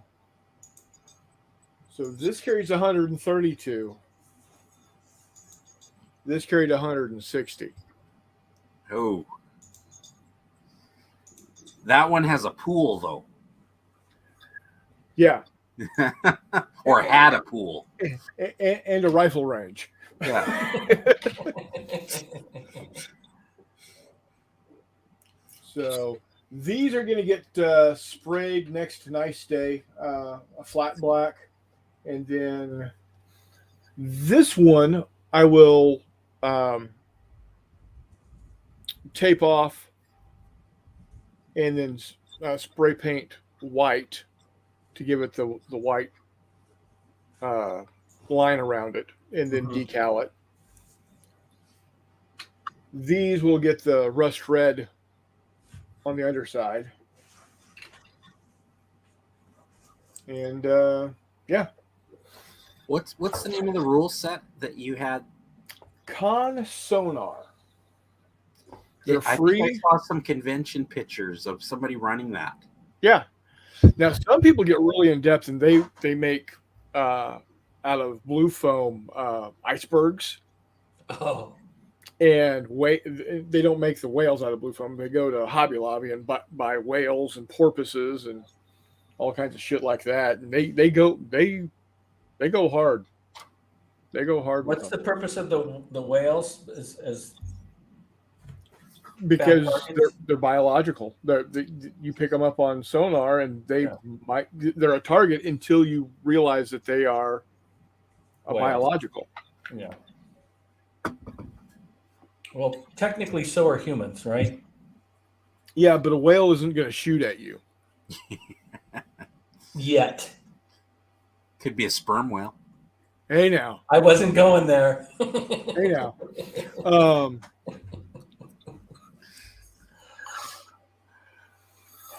Reminding you, and then Gladys says, remind me of the opening scenes of Babylon 5, talking about the opening of the gun ports and the start of a war. If anyone finds a list of 1/700 scale World War I naval models, please let me know. So I would like that also, because I would love a 1/700 scale USS Texas from when she was originally built with her cage masts. Because I love cage masts. Back with a name for you guys, because I just saw a company that makes 1/700th World War I. I don't know how many models they have, but I've seen some. Oh, cool. You do Jutland, that's what you could, right? Get enough models. Dude, to do Jutland, you would need more than a basketball court. Yeah. We just got to learn more about this battle. I know very little.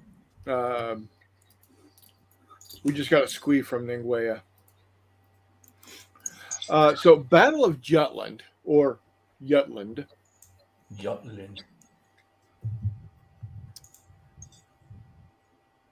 ICM.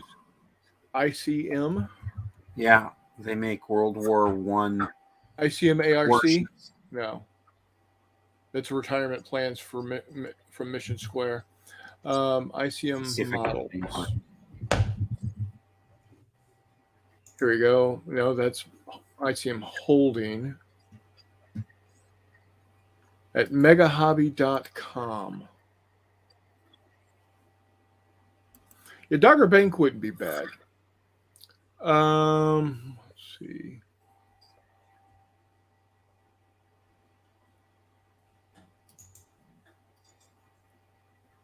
Reese says ICM is Russian or Ukrainian, makes good stuff. Power books, diecast, pre-built educational models, figure models, Gundam models, military models. There we go.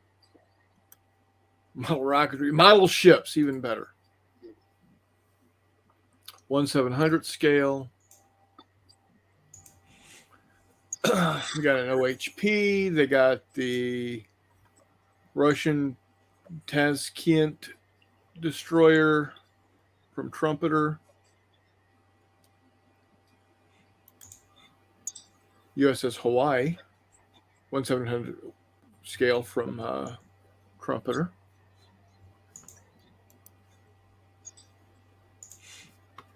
1700 Missouri. She goes for $70. Wow.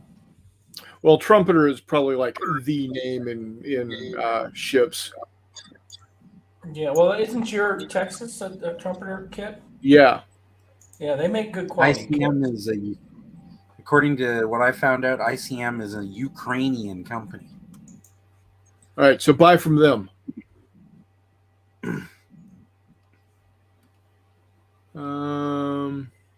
I'm not saying any World War One stuff. I'm seeing a lot of modern and World War Two.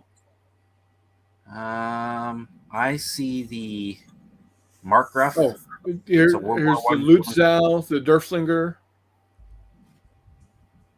Kronenprinz. I can't even pronounce some of these. Looks like mostly German ships. Yeah. I'm sure somebody does. I know Airfix. Oh no, those were 1/7 or 1/600. Somebody must do them.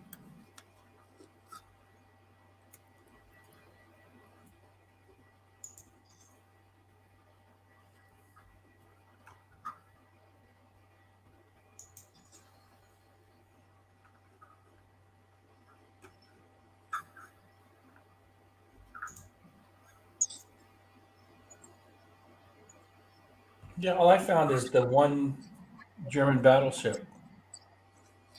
Koenig. I see 5 Germans.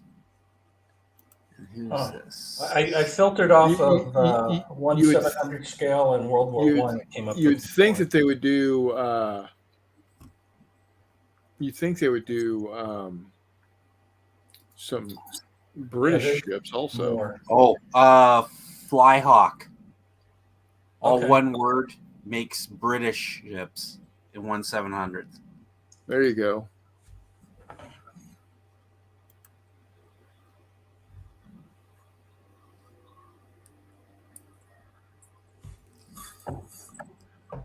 Looks like Flyhawk makes a lot of World War Yeah. One.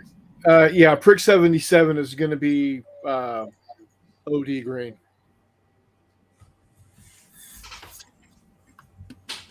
Yeah, and the Prick 77 was a piece of shit.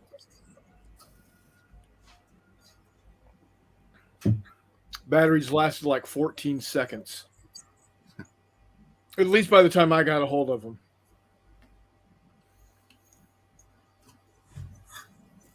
Oh, wow, that's a lot of comic book boxes, Mike. Um,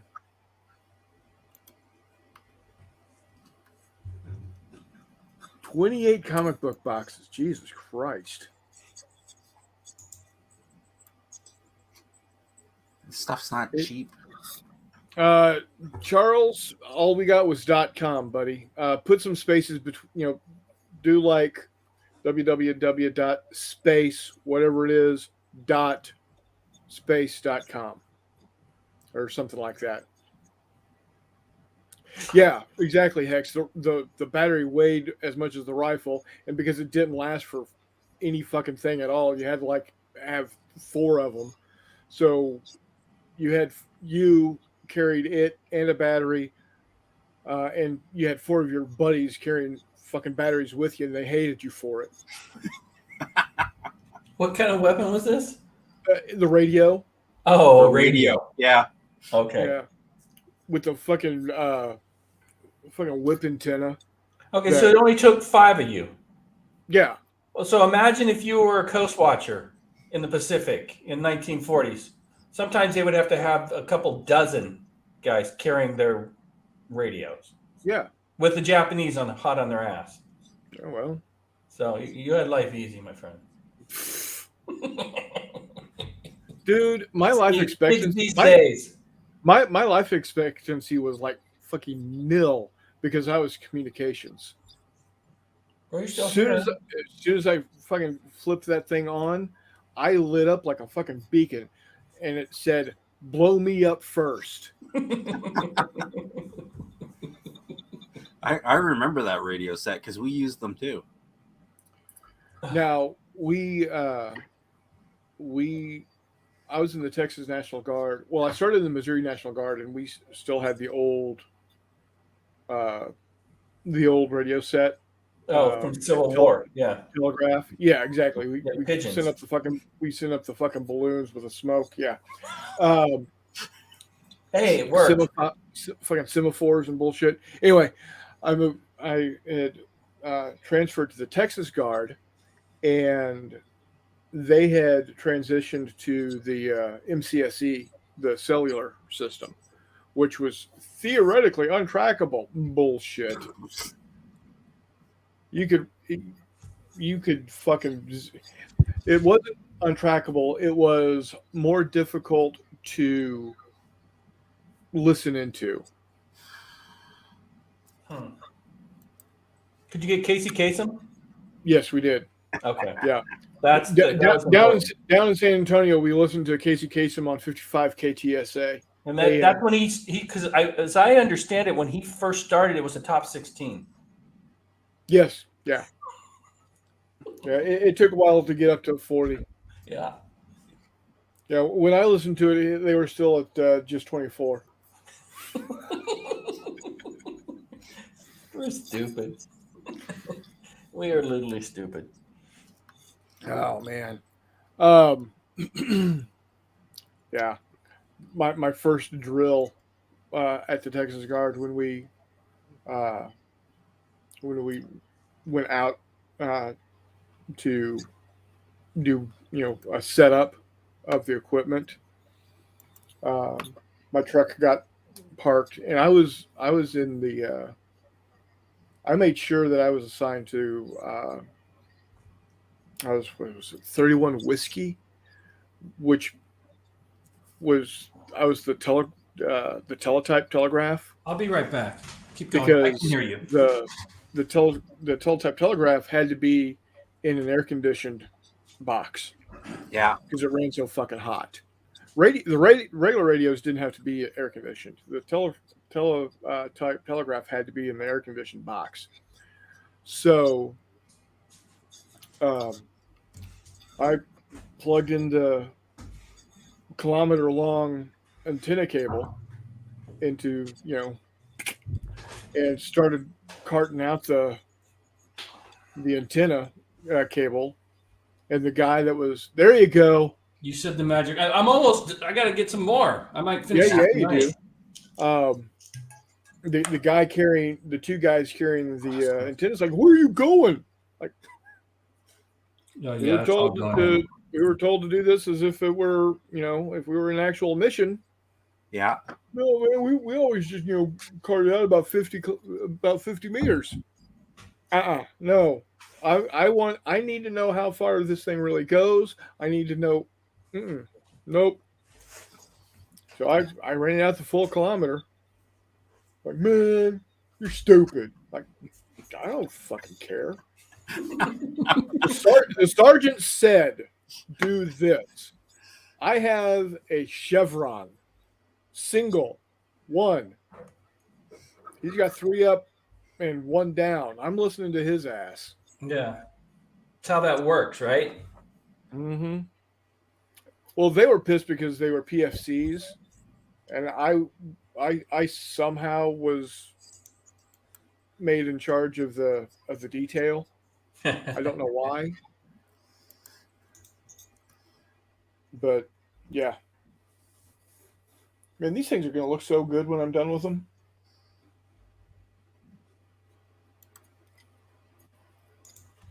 I don't know what it is. The scale is cool. Well, this. I've got these, which is the same as this. Yeah. But this is so much cooler. Yeah. Which, again, doesn't really make sense to me because I like this scale for my World War II ships more than I do this scale. Yeah. This is 1/6000. This is 1/1800. I don't know. I think it has more to do with the with smaller ships. It just looks more scalable, but with Right. submarine combat, you want them bigger because you're going sub versus sub. They're fairly close to each other. It's not over the horizon, you know? Right. Exactly. Nguyen, no, I do not have my amateur radio license. I am not Morse code trained. No. But No. he is an Eagle Scout, I am an Eagle Scout. and you I am an did Eagle sleep at a Holiday Inn At some point in time, yes, I did. or whatever that ad is. Yeah, Whatever. Holiday Inn. You're right. It was a Holiday Inn. Okay. Yep, exactly. No, even if I had stayed in the Army as a radio man, I would not have had to have learned Morse code because I was unable to use Morse code in the equipment that I was running. Oh. Because, like I said, I was I was a teletype telegraph. So you did Not the telegraph. pulling the things out of the board there? That's why you had so much stuff to carry? No, it was not teletype telegraph. It was telephone teletype. And yes, it would have been. I would have been like a operator, switching lines until we went to the MCSE. You had party lines back then, right? Yeah, until we moved over to the MCSE, and then it was. I'm trying hard to be funny, and you're just like He's just not going for it. Not at all. You know, it's like Wonder Woman with those. I'm just trying to shoot funny bullets, and he's just like, yeah. I need to stop. Anyone want to buy about 50 boxes of comics? I need to downsize by at least half. No, I don't need. Actually, I'm going to tell you, and I'm being 100% serious here. I don't know what your collection looks like. I don't know if you've got anything good or not, but I am going to give you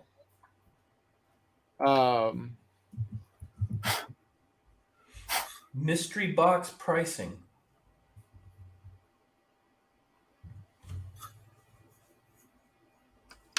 Bugs Comics and Games in the St. Louis area.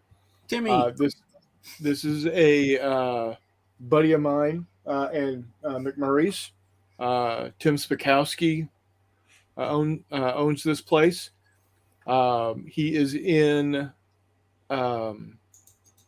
O'Fallon, Missouri, which is in the St. Louis area. And it is Bugs Comics and Games. If you're on the I think they've got I think they have a Facebook. So if you're if you're a Facebooker,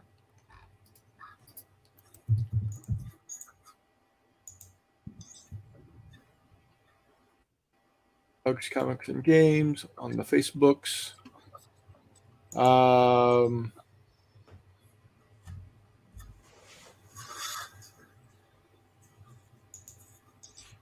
That doesn't look like it.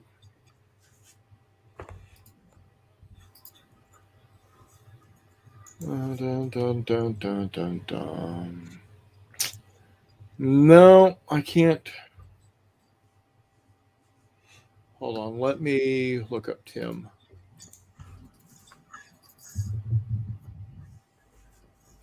Spakowski. I don't know if he does have one.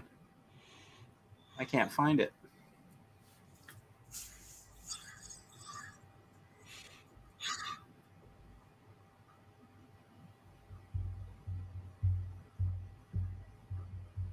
Yeah, I'm not seeing it.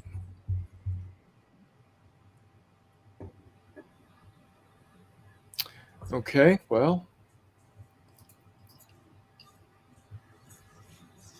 let's do this. Let's go back. Let's go back. Let's go back. Let's go back.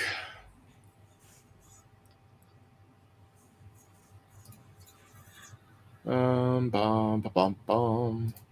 Yeah, his website is he had a Shopify store briefly.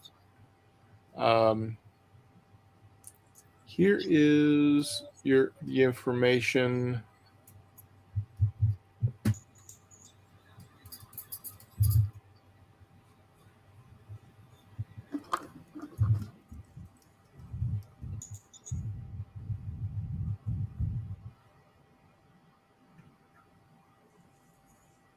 There you go. It's all jumbled up and garbage, but you get the point. You see what's going on there. But seriously, I don't, like I said, I don't know what your stuff's worth, but give them a call, talk to them.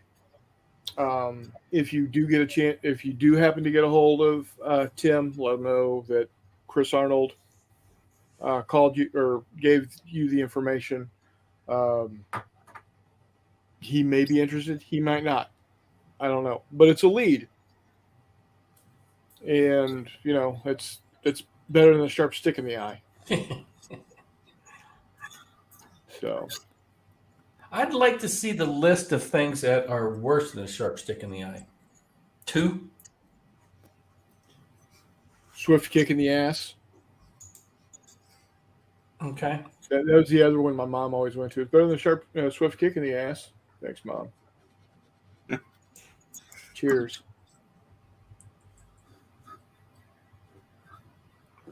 I miss that woman. She was the best mom anyone could ever ask for. She wasn't perfect by any means. Reese says a blunt stick in the eye is worse. Oh. I don't know. I don't know, because a blunt stick in the eye, you won't necessarily lose it. Sharp stick, that's teeth in the eye. What? I don't even want to know at this point. Yeah. That. Ugh. Man, we just glossed over food briefly tonight. Well, we can dive in. It's Saturday night. We still got a couple hours we can hang on here. If you're up for it, I'm cool. I'm going to finish this. There you go. I'm going to go for some dinner. All right. Well, if you're going to cut out, by all means. Thank you for joining us, though. Yeah, nice to meet you, Chris. Nice to meet you, too. Yeah. Anytime you want to hop on and join us, just send me a message. Say, hey, I'm available. Sure. I'll zip out a. Well, this one was free. Next one we charge you by the hour. Just FYI. Yeah. Well, next time we have you on, we'll talk about what you do with your 3D printing and all that. Oh, definitely. Sounds good.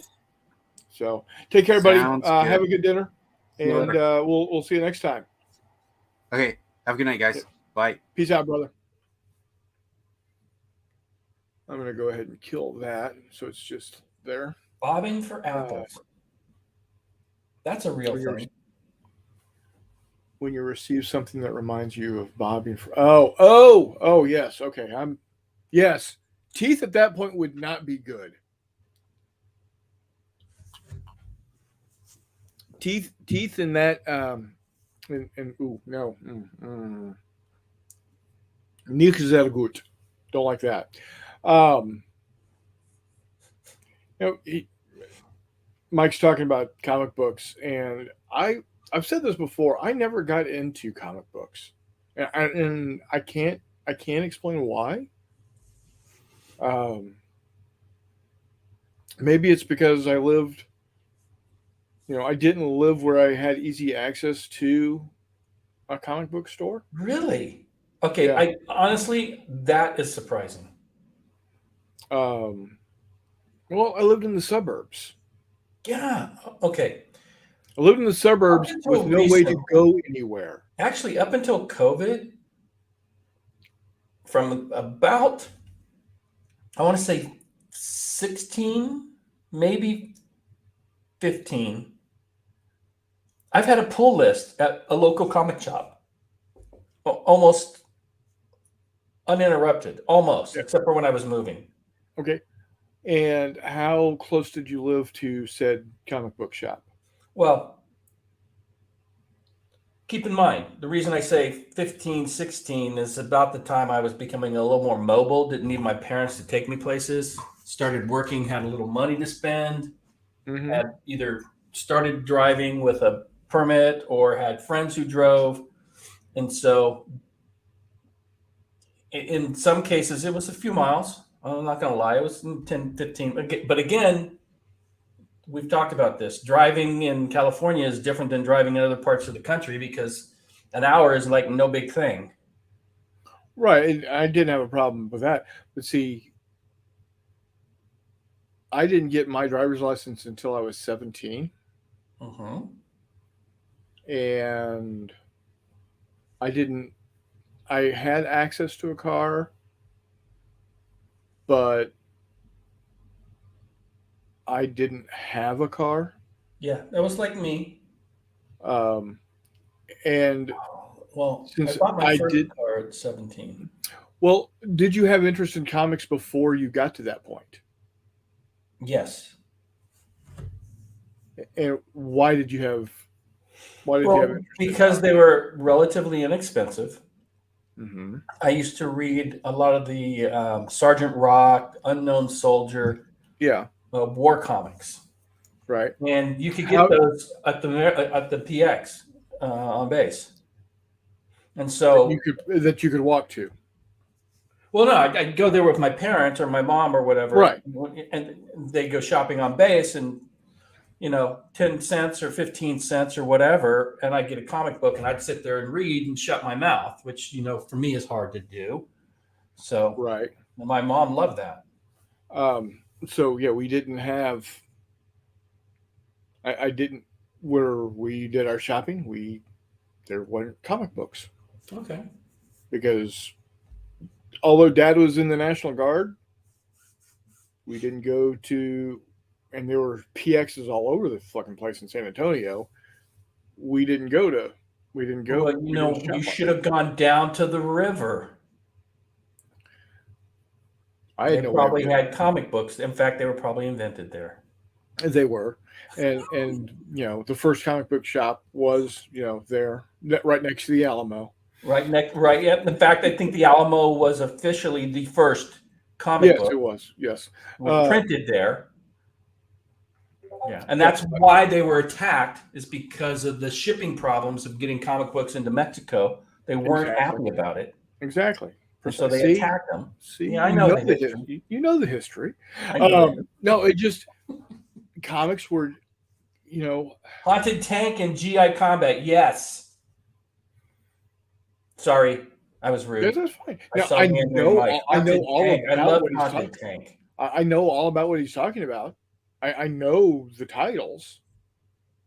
I actually have a graphic novel, a compilation of some of the Sergeant Rock in hardbound in my closet there, Yeah. just because it reminds me of when I was a kid.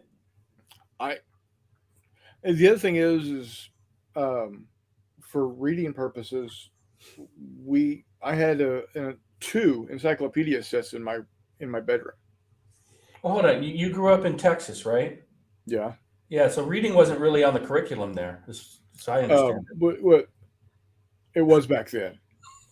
it. Oh, you got into the system just as they were starting to teach reading in Texas. Okay. Right. That Yeah. newfangled science. Yeah. But yeah, I had two encyclopedia sets. One was my dad's from when he was in college, late 60s. You remember And then guys used to sell those door to door? Yeah, we had a guy God. come to our house and he sold us a set of encyclopedias. Man. And so I had both sets of encyclopedias, and I would pull out both M volumes, Uh-huh. and I would look up like moon, and I would look at how different 20 years was or 15 years were, Yeah. because like I said, Dad's World Book encyclopedias were like 64, 65, 66 time frame. and the set that they bought were 81, 82 time frame. Oh yeah, huge So- difference in the world. Yeah, 16, 17 years. So I would look to see, the different articles, how much had changed. And that's why I know a whole lot about a lot of different things, Okay, because that makes sense. I read encyclopedias. And I'm not saying anybody that read comic books on the regular is a less than. Well, you person. then clearly knew nothing about Gotham City or No, Kryptonite. I knew the basics. I knew Gotham City is where Batman lived with fighting the Penguin and the Riddler, but I got that from Adam West and Oh, Tom Adam West Ford. is by far my favorite. I grew up on that. Oh, yeah. I watched it. Yeah, as a he kid. is the best Batman. The number 2 Batman. Okay, I'm curious. Who's your number 2? My number 2 Batman is shit. Will Arnett. Lego Batman Oh no, no, from the Lego movie, no. because he's so No. fucking hilarious. No. Well, if you But watch the original TV series, and I have it on DVD somewhere, like the complete. no, Adam It is West very is the tongue in best. cheek. It's Oh, very campy. The Oh, yeah. line, there's a lot of adult humor. There But is. keep in mind, you had the Penguin smoking cigarettes the whole time on TV, right? That was Shit, everybody smoked cigarettes back then. yeah, yeah. You got to sell them somehow. Yep. Right. But yeah, it's very. It was more comedy than drama, Oh yeah, absolutely. but and it's great stuff. I go back and I watch it, and there's some of the episodes I get now as an adult. I laugh even more because as a kid, it's over your head. Oh yeah. And nobody cared if there was adult humor in kids No. shows. They have that with SpongeBob. Yeah. They use the "See you next Tuesday" line a few times. Mm-hmm. Oh yeah. For those who don't know, figure it out. But Yeah, civilian under naval training. okay, Can't understand normal thought. any one of those will work. Yeah. Yeah. Well, not only did I have the encyclopedias, I did have the Penthouse and Playboy collection as I well. was going to say the Diddler. That's from the Valley down in L.A., right? They shoot those types of movies, right? Mike says 1911 Encyclopedia Britannica is a collector's item. I actually have some atlases. One of them is copyrighted 1898. I'm sorry, Dad's Penthouse collection is not an encyclopedia. Okay, I had the encyclopedias. I had Penthouse and Playboy. I am the man I am today because of both. I'm just saying. So how? Okay, I'm going to interrupt you. How did you get your porn as a kid, or did you? Dad. So, my brother and I would go on base and dumpster dive near the military by the Marines barracks. Oh yeah. my God, that was a treasure trove. Oh yeah. No, seriously, we're like, oh my God! It's under Dad's side of the bed. Yeah. And up in he had the old Playboys, like from the 60s and early 70s, up in the attic, sweating our nuts off. And you probably know this. This is probably a stupid trivia question, but who was the first Playboy centerfold? Oh shit! Dad had that one. Whoa, that's like worth money. Yeah, had. No, Marilyn Monroe. Yeah. Yep.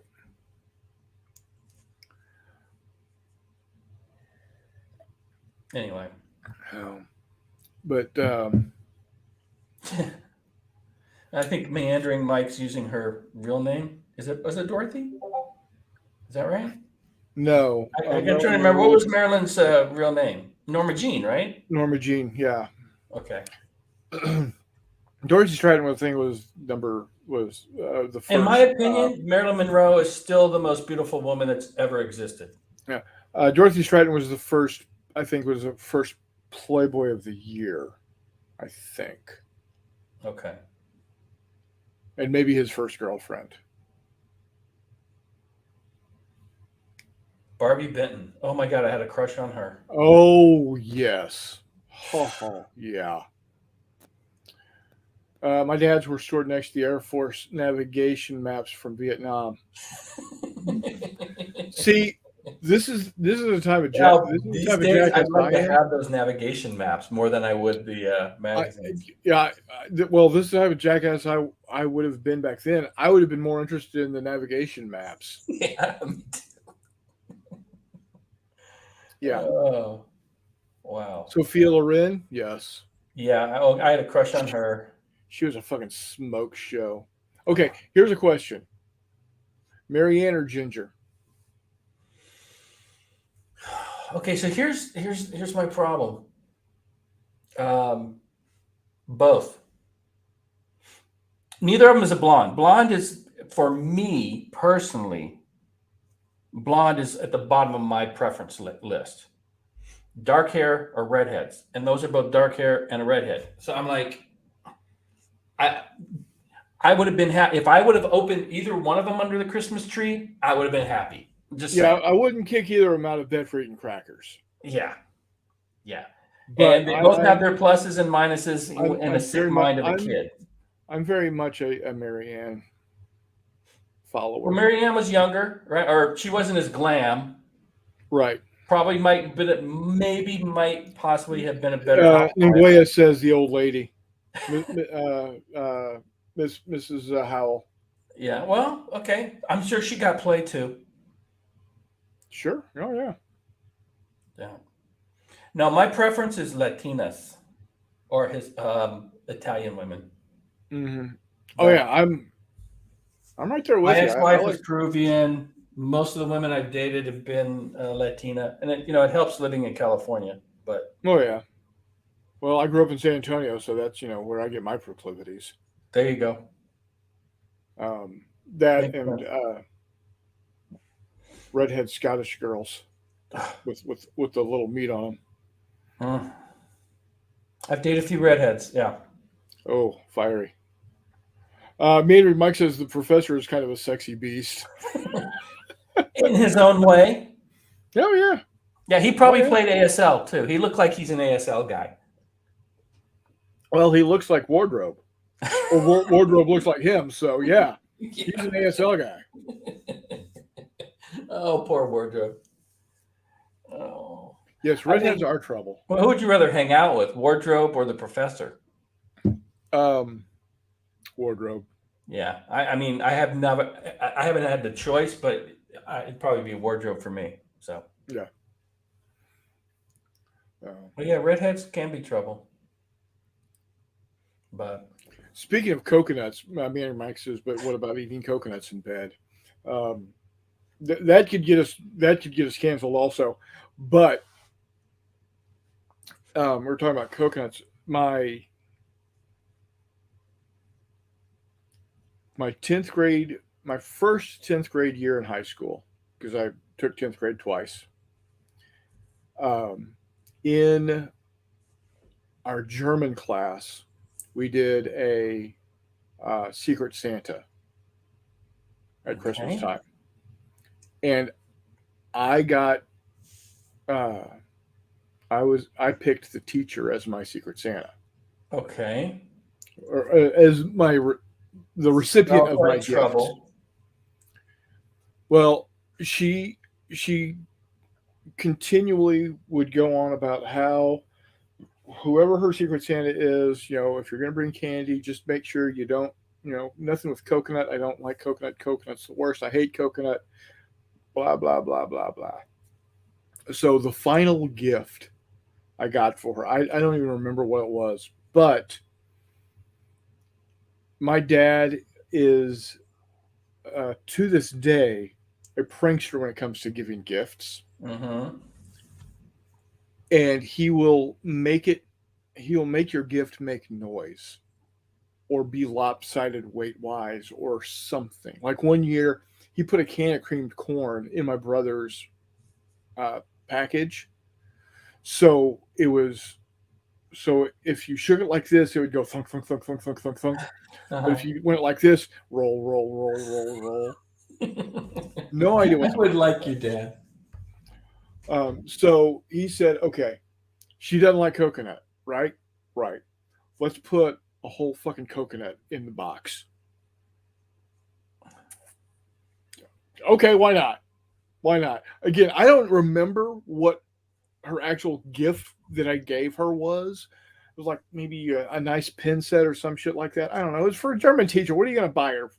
Wiener Schnitzel? I don't know. Anyway, so she opened it. It was like a coconut. Yeah, I got you a coconut because last gift of the year you hand the package to your recipient. Okay. And she said, "I hate coconuts. Like, if you don't want it, I'll take it with me." I was like, "No, I'll take it." We come back from Christmas break. She says, I had never had fresh coconut, so I went ahead. I found out how to break it open. You know, you drain the milk. The coconut water is great. It tastes good.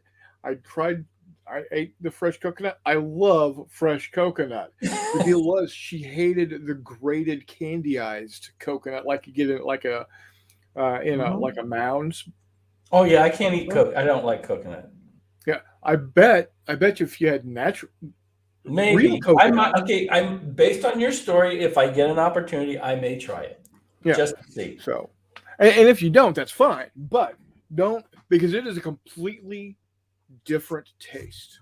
Yeah. So you're talking about practical jokes. You know how a lot of times you'll do like the gift exchange when you work at a company where everybody buys like a $25 gift and then you draw numbers and somebody picks one and then you can either steal theirs or white elephant. So what I do when I ran my business and also as an employee, I would buy 2 gifts. One of them was always Spam. I like Spam. Nothing better than a fried Spam sandwich with American cheese. Well, what's funny is it was the gag gift, but I had a normal gift. But I wouldn't tell anybody. I just put them both, and nobody would ever really count them. And then they kind of go along. There'd always be like one extra gift in case somebody really wasn't happy with it. They ended up with the Spam. And one year I did a 5-pound bag of uncooked kidney beans. Yeah, that went over real well. Nobody wanted that. And people were like, are you? And I mean, people were stressed thinking, oh my God, I'm going to end up with a bag of uncooked beans. But when they get to the end, they realize there was one extra gift. And then I would kind of go, eh. And then after you do it the first year, then everybody expected I was going to bring the bag of lima beans or kidney beans or whatever. Hostess snowballs are the most disgusting. Oh God, horrible. Ugh. Twinkies were the only thing that was barely edible, and those were like just sugar highs. I like a good ding dong. I don't like their chocolate, and I'm not anti-chocolate, but I didn't care for them. So, but snowballs. It's you take a ding dong, cover it in fucking marshmallow and fake coconut. Disgusting. So meandering Mike, it's not against the spirit. It's the Grinch Christmas. Steal this, steal that. Oh, it's amazing to his point, though, it is kind of amazing to see how some people will take it a little too serious and get rather bent. Oh, yeah. If somebody takes they will get their shit wrapped around the axle. Yeah. They will lose their... You want to see how somebody's real character is? Yeah, just do a white elephant thing with them and let them get a decent gift and have somebody take it away from them. Yeah. Oh. Yeah, you learn a lot about people. It's all for fun. Well, yeah, I mean they're like $25 gifts. It's like, unless it's like ASL starter kit, you can pick up for $28. That's the only thing I'd fight for. Yeah. But yeah, it is brutal, Mike. So we need to have kind of a food of the week kind of thing. I was thinking of this the other day. I mean, because the chili thing is dead. That won't be funny until next year. Right. So we need something. I had tamales earlier this week. I love Homemade. tamales. You know what's And when I interesting? mean, is actually, when I made, go ahead. what's that? No, I interrupted you. Sorry. Go ahead. When I said homemade, I made them. Now, how long does it take you? Oh shit! It takes for fucking ever. Okay, it wasn't like you just whipped them up in a half an hour. No. These I had made these last year, and they've been in the freezer since then. Okay. So, because what you have to do, first off, you have to take your pork roast, your pork loin, and you roast it in the spices and whatnot, and then you shred it, Right. and then you set that aside. And then you make your masa, and you get your corn husks. You spread that out, and then next time I do it, though, I'm gonna get a fucking spackle knife. Okay. Because I saw somebody do that, and they would take it was like a 3-inch spackle knife, hit the masa, just spread it like that fast. Drop in the meat, roll it up, boom. Nice, Take care, buddy. Thanks for dropping in.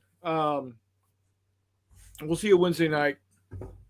I think we're gonna have Thomas Foss. I'm gonna double check with him tomorrow. I think we're gonna have.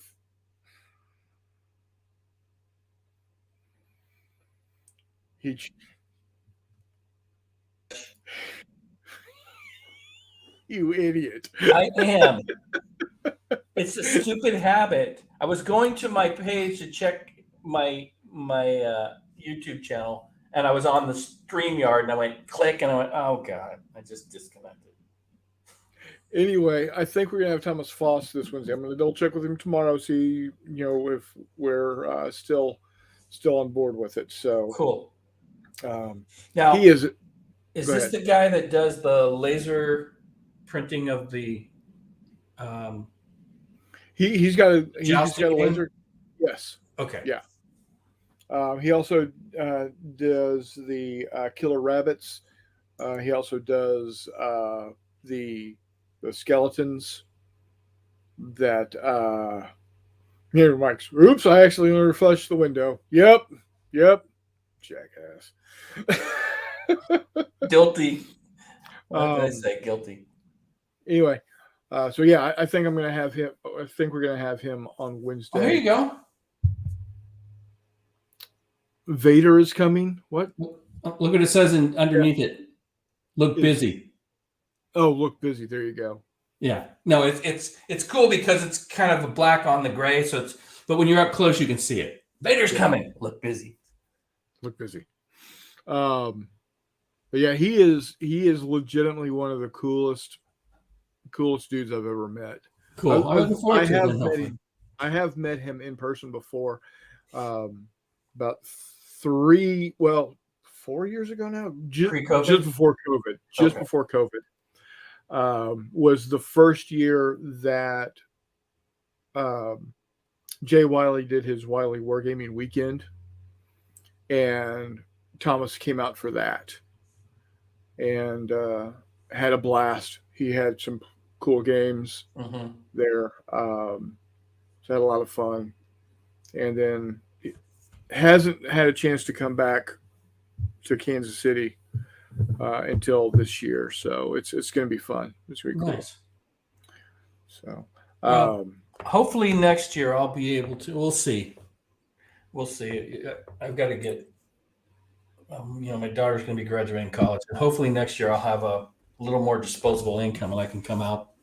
And that'd be cool. Definitely be on my to-do list. So yeah, love to have you. I know.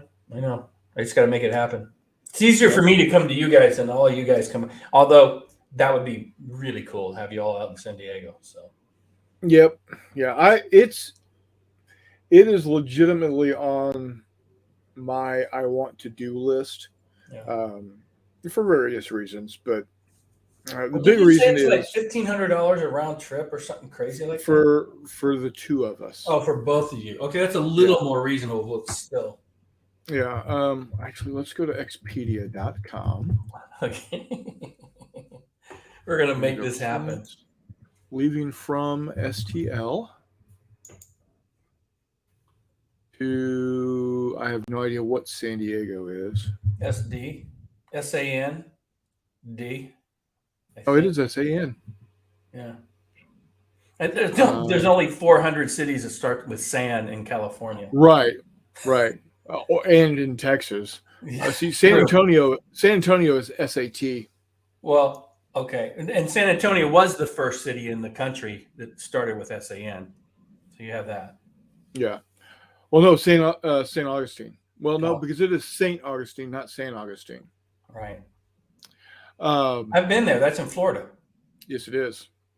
It's the first continuous colonial city in the United States, and it's Spanish. Really? Yep.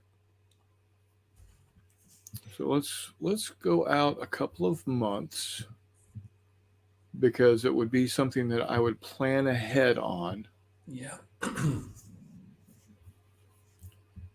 just to see.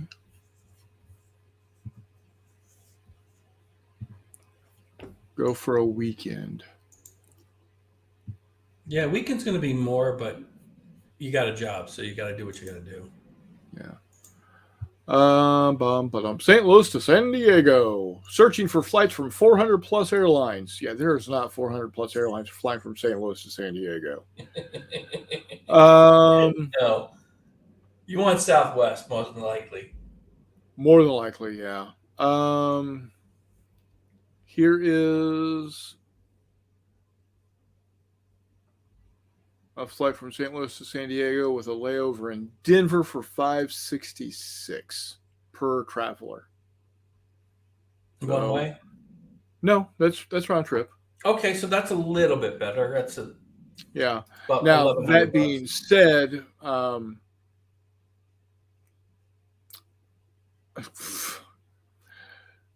it's $40 more to be able to take a carry-on. That nickel and diming bullshit is getting on my nerves. It really is. As a business traveler, when I don't have a carry-on, it's nice. I don't get charged that extra because everybody else is on vacation or whatever. And I used to fly up and down the coast quite often, either from the Bay Area down to San Diego and back home. And then when I originally moved to San Diego and still ran my business, the office was up in the Bay Area. A lot of times I get to the airport as they're rolling up the aluminum doors to the gate. And the pilots would come in yawning. And I'm like, really? You know how you start your morning of most people at their job, you're not sharp. You might forget something. And I'm like, do I really need to be taking the first flight of the day out when these pilots are not going to be as sharp as they will be on the second or third flight? But I did. Yep. I do it all the time. Because a lot of times it was a commuter thing. I get up, catch the 5:30, 6 o'clock flight. So you got to be at the airport, early, fly up, rent a car, go do what I needed to do all day, and then catch a 4 or 5 or sometimes 7 o'clock flight home. And those were some long days. Yeah. I would be tired when I got home. Oh my God. But that's what you got to do sometimes.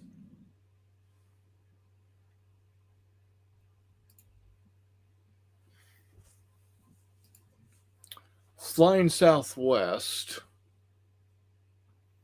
Well, see, there you go. Flying Southwest round trip, 2 people, tax title license, $1126.94. Okay. So yeah, I would be flying Southwest. Now that is getting in at 10:40 on Friday and getting in there at 10:40 p.m. on Friday, getting home landing in St. Louis at 12:35 in the morning, Tuesday morning. Okay. With a 2-hour drive home. How long of a flight is that? It's 5 hours? 5.5 hours. Okay. 6.5 hours out, 5.5 hours back. Okay. That makes sense. You got the world spinning underneath you as you're flying. Yeah. The flight out is a single stop in Oakland. Oh, crazy. No, that's why it's longer. And then That's the an flight hour and 10 back, flight from Oakland down to San Diego. It's about an hour 10. It's a typical it's 9:10 to 10:40, so an an hour hour and a and a half. half. Okay. Yeah, probably in the air for about 50 minutes. Yeah, I think the airtime was about one. I'm trying to remember. I think when you're going south, you go inland, and when you're going north, you go up the coast, kind of. Yeah. I mean, the air traffic. And then flying back, I you've might have got that backwards, but flying back. You go from San Diego to Las Vegas, yeah, that's normal.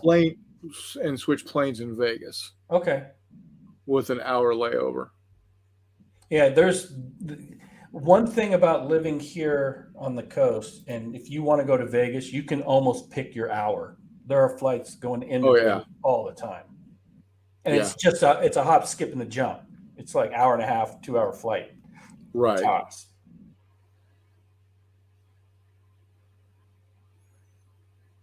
But you get the turbulence a lot of times flying into the desert there.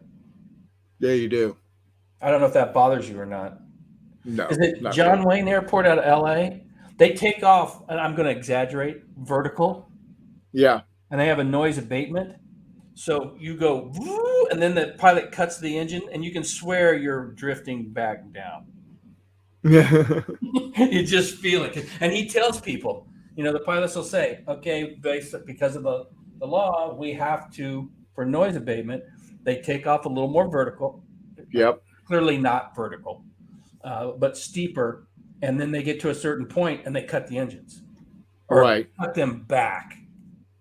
But if it's the first time you're doing that, or if you're skittish about flying, yeah, that's a little adventure for you.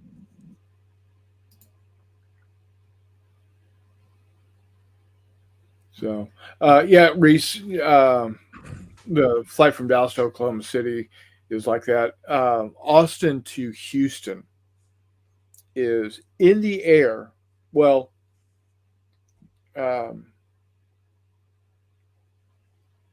from 10,000 feet to final approach is 15 and a half minutes from Austin to Houston. The reason I know this is because I can turn, I can start playing 1812 Overture in its entirety, and just as they're saying, please put your phones in flight mode, it finishes. Wow. Hey, Gamers with Coffee. Hey, buddy, how you doing? Oh, we're doing good. We're doing good. Just right now, we're just talking. It's kind of become a thing for us on Saturdays. We do whatever our topic is for a couple hours, and then we just sit back and chit chat for another hour or two. So built this guy, a Kula class attack sub, a pair of Los Angeles class U.S. Navy attack subs. Again, notice.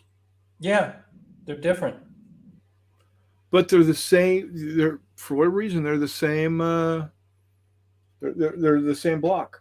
It's weird. And then, got them reversed. And then finished up building this Mamu.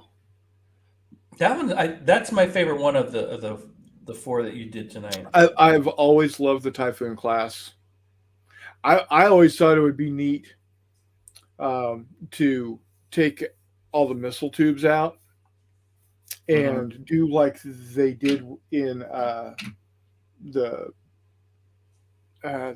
prequel Star Wars movies, where they had the Venator class Star Destroyers, the top center line would open up, okay, like a clamshell, and that's where the fighters would take out of. You do the same thing here with Yakolov 26, I think. Yakolov 26 or 25s. Those were the Soviet VTOL aircraft. Okay. So you would surface and be able to launch 3 or 4 of those Wow, that's crazy. fighters out of it. I thought that was a cool idea. I don't know. No, that is just that's Wild Wild West kind of stuff, right? Yeah. Steampunk. Yeah. So, but yeah. So for me, when it comes to submarine warfare, okay, and this is going to sound stupid, and when I say I romanticize it, because obviously I didn't live during that time frame, and war is, as we all know, is horrible. But there's just something about World War II submarine world warfare that to me was just kind of the right balance of technology or lack of technology and human grit that I don't think you have in a modern Navy. And when I say modern, I mean 1960s plus. Maybe even to the end of the world, into World War II, maybe early mid 50s, because it's different and it's got its own intrigue. You know, you read the novels, what the world was going through at the time, but there's just something about, especially in the Pacific for me. So I find that so. The thing, the big difference between modern sub warfare and pre 1950s, 1955 is that you didn't have submarine versus submarine combat prior to 1950s. You didn't. I would assume if you ever did, it would have been extremely rare. Because did it never happen, or is it just one of those? No, things? it didn't. It didn't happen because there was you didn't have a way of controlling your torpedoes, or so targeting them or anything. Yeah, that totally makes sense. Right. Okay. So submarines. So whereas prior to 1950, the only anti-submarine combat you had was surface versus sub.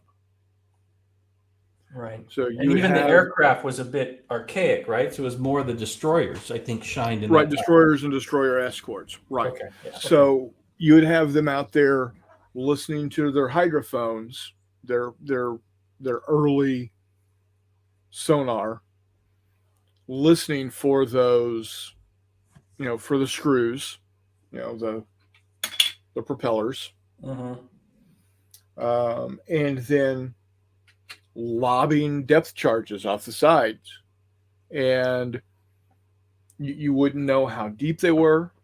Right. You would hope that the louder the screw noises got, the closer they were.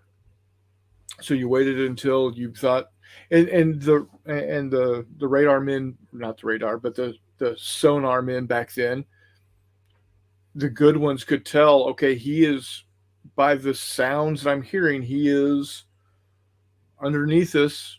We think maybe about 200 feet, 300 feet. Set the depth charges at 100, 200, 300, 400, and kick them over the side. Or pop the hedgehogs, and so whereas the depth charges are bombs that are,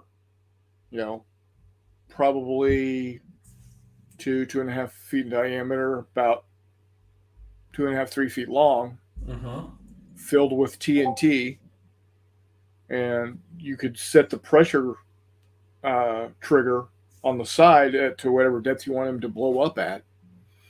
What hedgehogs were these, it was a box of basically hand grenades that would fire out, and each of them were only about this big. So not a real big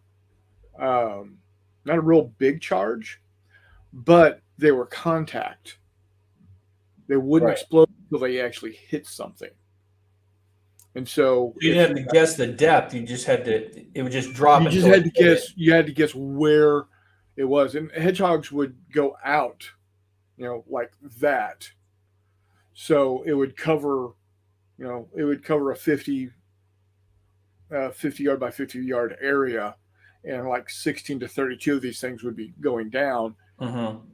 And if you had it right and you popped one, I mean, they're below, if they're 50, 100, 150 feet below the water, you're talking 2, maybe 3 atmospheres of pressure. It doesn't take much to crack the Yeah, I was reading the pressure hole. in one of the, again, when I say reading, I mean listening to books on tape. Right, I'm right there with you. I mean, not that I don't read on occasion, but for the most part, it's books on tape. I don't have time anymore. That's a lot of times when I'm out walking, or if I'm driving up to the Bay Area and I've got Yeah. 6 hours or 8 Yep. hours, whatever it is in the car, that's when I'll do it. But apparently there was a destroyer captain in the Pacific who had a tactic of using the hedgehogs very effectively against Japanese subs. And I guess he was like an ace when it comes to kills on subs, because he would basically pick them up and come charging in, and would prefer to use the hedgehogs over his depth charges. And apparently he's fairly successful at it. I got a text one right here real quick, not to be rude, but go ahead. Reese says Warriors in Their Own Words podcast had a World War II Pacific submariner on recently. Yeah, I saw that. Thanks for that. I'm going to go check that out. And then Greg said, from Gamers with Coffee, says, I'm allergic to drowning, so I couldn't have served on a sub. I still can't serve on a sub. Well, A, because I'm old, but B, I'm too tall. Oh yeah. To be, I mean, I think you have to be like shorter than 5'10" to be considered to be on a sub crew, which is interesting because David Robinson, Admiral, graduated San Antonio Spurs player, San Antonio Spurs great, number 50, the Admiral. He graduated from Annapolis. Yep. Got drafted by San Antonio and said, and the Navy said, we will waive his 2 years of service. Yeah. And San Antonio said, no, he'll serve. We want him to serve. We're a military city. We understand. We are military city USA. Yeah. Let's have him serve. He served in the submarine corps, but he served in Norfolk, where I was born, as support staff to the submarines. He didn't spend a day out at sea his entire 2 years of service in the submarine corps. Yeah, but here he is, 7 foot tall, and being in the submarine corps. Yeah, that's kind of fun. I'm with Gamers with Coffee. Yeah, so morbid conversation. My buddy and I were talking about, for each of us, how we would not want to die, of some of the gruesome ways. And we both basically said, because I'm a bit claustrophobic, which would not work for me being in a sub. That would, not at all. Maybe I could last a while, but at some point I'd crack, I'm sure.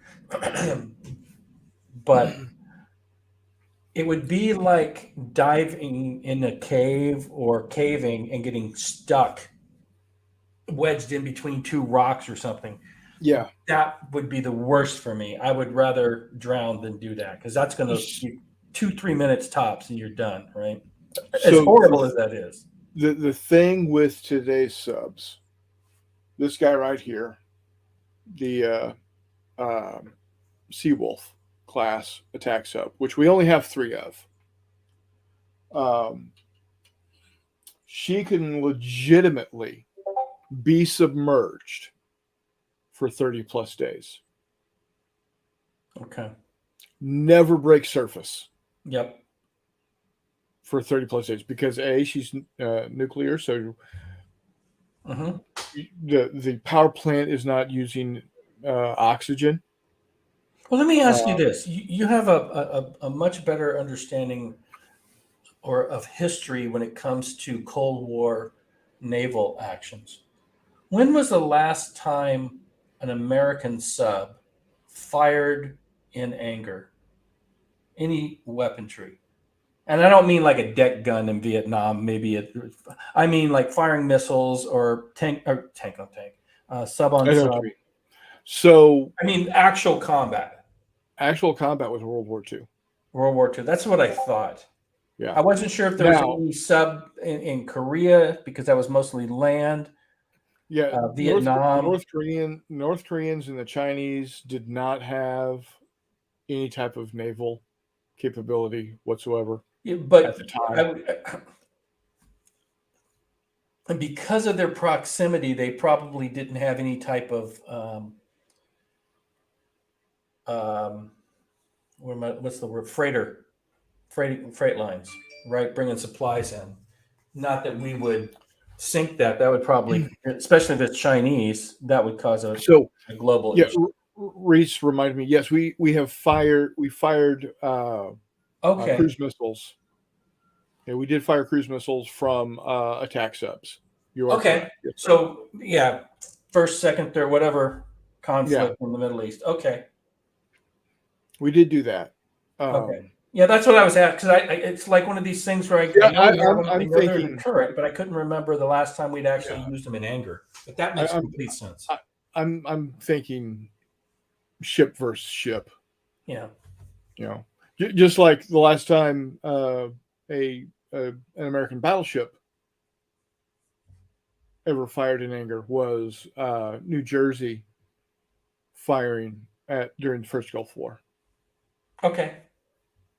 and Missouri firing both her 16-inch guns and cruise missiles. Wow. But they didn't.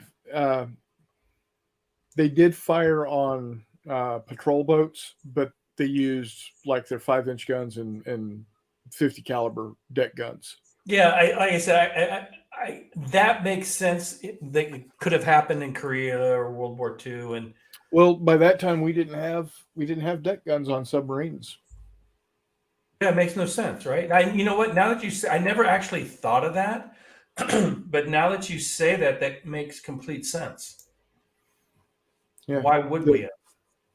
Yeah, because by that point in time, even by Korea's standards or Korean time, we had self-searching torpedoes. Even at the end of World War II, he had some self-searching torpedoes. They weren't great, and they were ultimately surface torpedoes. Mhm.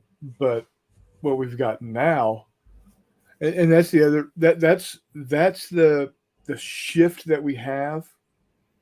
Whereas prior to the 50s, it was surface versus sub, sub versus surface. When you now go sub versus sub and sub versus surface, you can actually have, let's say you got these two guys out there. Mhm.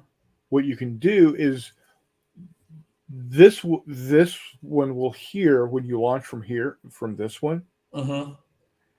and so you or they'll hear which way it's coming from. So what you do is you get like this, you get like this, Mhm. where you're pointing like this, but you shoot out this way, and then bring it in this way. And so what it'll do is it'll shoot out back out that way, and you're down over here. Okay. Interesting. Because you can control the torpedoes are wire guided. You can have them wire guided, so you can actually run them for like 4 or 5 kilometers. Oh wow. On a wire, and so you can actually steer it down away. You can be pointing in the exact opposite direction of your target, and you shoot it out. And it Yeah, can't and be then you 100 drive degrees, it. but like at a 90 degrees. So you shoot it out, and then you bring it around, and then you like bring it down from the top or from a different angle from where your bearing is. So Yeah. they shoot in a completely different angle. If you ever get the chance and you've got 30 hours, Yeah. Okay. not all at once, but you've got 30 hours to listen, pick up Red Storm Rising. I read that. I was big into reading the Tom Clancy novels when they Yeah. came out. Yeah, And I definitely would Red lay Storm there Rising. and read and read and read. It's been forever, but You want good, a good idea of what subs are capable of. That is a great book. yeah. And that's why I need to pick up, like I said, I need to pick up one more of these, Mhm. and then pick up a Victor class Soviet sub. And this is for March to Victory? No. No, this is just in the future at Okay. some point. Okay. Yeah, none of the subs are being used at March to Victory. The subs I'm going to be using at J3, J's July Jamboree, are this guy, See, and this guy. speaking of subs, I'd love me a roast beef with some Italian dressing on it, right? Oh yeah, A little shredded lettuce, some oil, vinegar, salt, maybe some cayenne, and some roast beef. Oh, I can go for one of them. Like I said, I had a French dip earlier today. It was good. Yeah. A little salty, but you know. And the French are salty. I mean, that's the type of people they are. What are you gonna do? Now, my sister-in-law, Jay's wife, makes an amazing Italian beef. Okay. So what you do is you take a roast beef, and you roast it using there's a special packet of seasonings. I don't know what is in that seasoning Okay. other than deliciousness. As it should be. And you put in onions and Oh, you lost me. red peppers. You don't like onion? No. Red peppers, yes. Onions, no. Well, the But thing anyway, is keep going. and pepperoncinis. Oh, Banana I love peppers. pepperoncinis. Yeah. And with pepperoncinis, you just pour the whole thing in, just Juice and all. juice and everything. Yeah, yeah, that just sounds good. Oh my god. And actually, what you do is you actually not just pepperoncinis. You do the jardiniere. Okay. I'm going to say pepperoncinis are probably my favorite little finger food. Yeah. And then when it's all done, you pull it, you make it all nice and jumbly. You take your hoagie bun, okay, and you dip it in the juice. Yeah. Slap that on it. Oh man. Oh. So much better. It is so much better than anything you're going to get out of a Philly cheesesteak. I agree. Reese says, basing free world forces with an olive drab rim and communist forces with a red rim for Vietnam, not sold on the red rim. Thoughts for a color? Black. Just rim black on the base. Okay. Yeah. It took me a second. I'm thinking red rim. Yeah. Red rim, black rim. Just do black. So drab rim. Yep. Just do it in black. Okay. So Reese, this is just me. I don't like to color my bases. I like to make them nondescript. I get that people do that so they can quickly identify their forces, but to me it becomes, and I know it's going to sound stupid, it becomes more of a game piece than a miniature. And again, that's just me being grumpy old dude. But I like my bases to be, unless I'm doing like a mini diorama, like they're standing on something, but I typically only do that with my leaders, not my rank and file. Hot pink. Hey, if it's cyberpunk, that would be Now, appropriate. I will do this. Yeah. See, But see, the reason is you got for Fistful of Lead, you have to know that this is TK3275 because he is the one that's activated, and he's got his capabilities by himself. and you he's not can't like do all the that others. through other ways of identifying that on the model. I mean, he's got a shoulder pad. So You can't right, incorporate something a little more creative on the model itself through the paint other than marking the base. keep And I'm in being mind, ultra critical, so just oh, I take know. it with a grain of salt. Keep in mind, the reason I'm doing it this way is because I'm running this at a convention, and people might have never played the game before. Oh. So I needed something to immediately identify, and not. I can't be subtle when I'm teaching a game. If it's just me, if I was I'll give playing, you a yeah. pass on that. That makes sense to me. Yeah. If I'm Okay, just playing so by myself, you are yes, officially I would not put wrong. like Chris, you are officially not wrong then. I if it was just me and I'm not doing that, Yeah. I would have like 1 pebble for dude 1, 2 pebbles for dude 2, 3 pebbles for dude 3.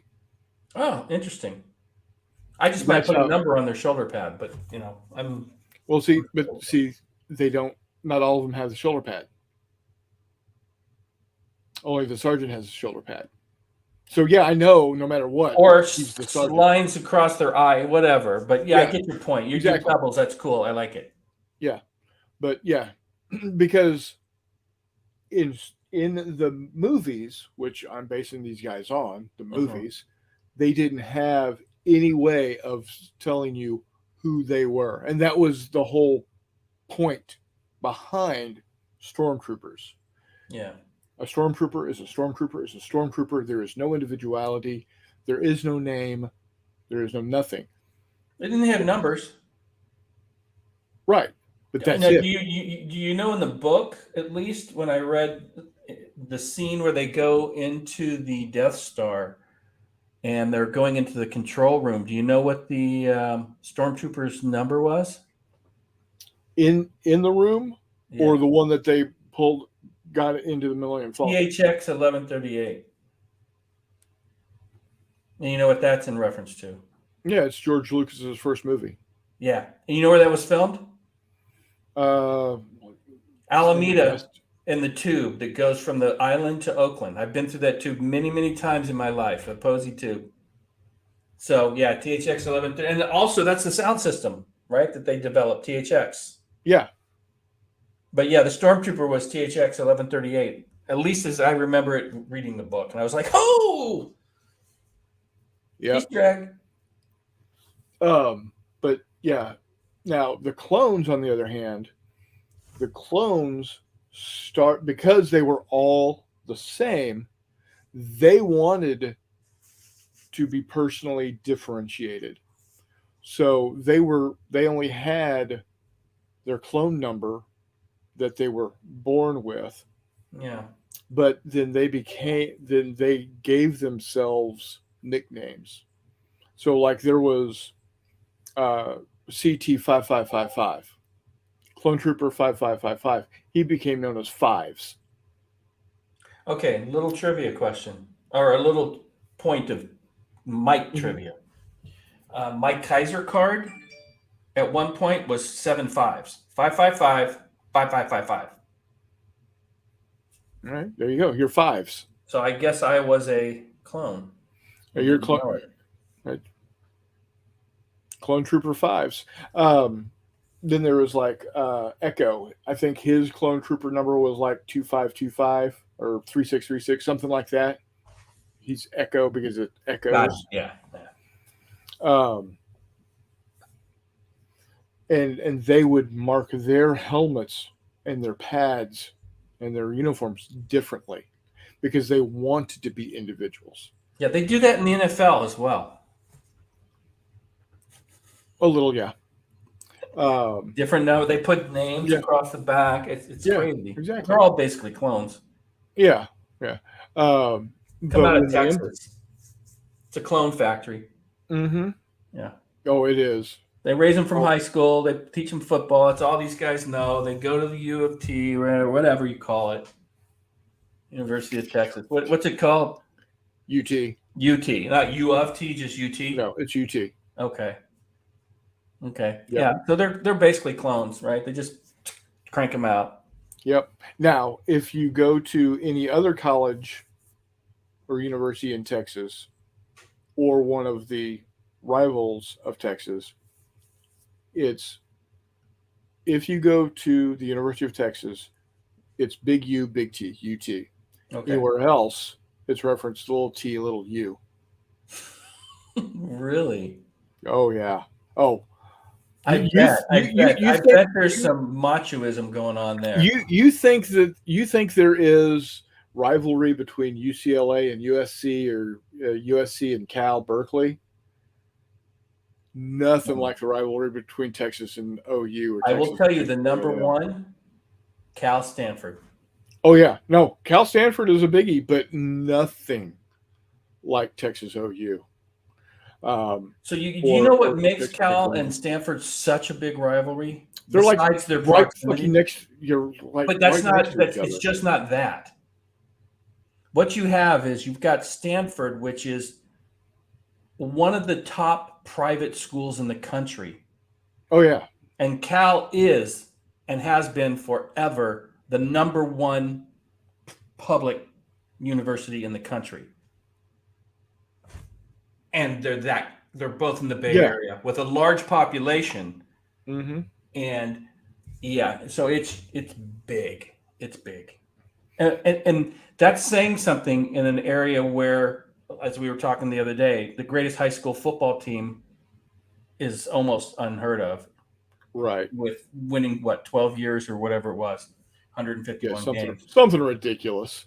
Yeah, and it's a shame. It's kind of a shame because it's such a big deal in high school football, but in the Bay Area, it's and we have this. Most people don't even know it, but right. And that's what really makes the Cal Stanford rivalry so big is that the whole Bay Area really turns into it. I mean, they really get into it.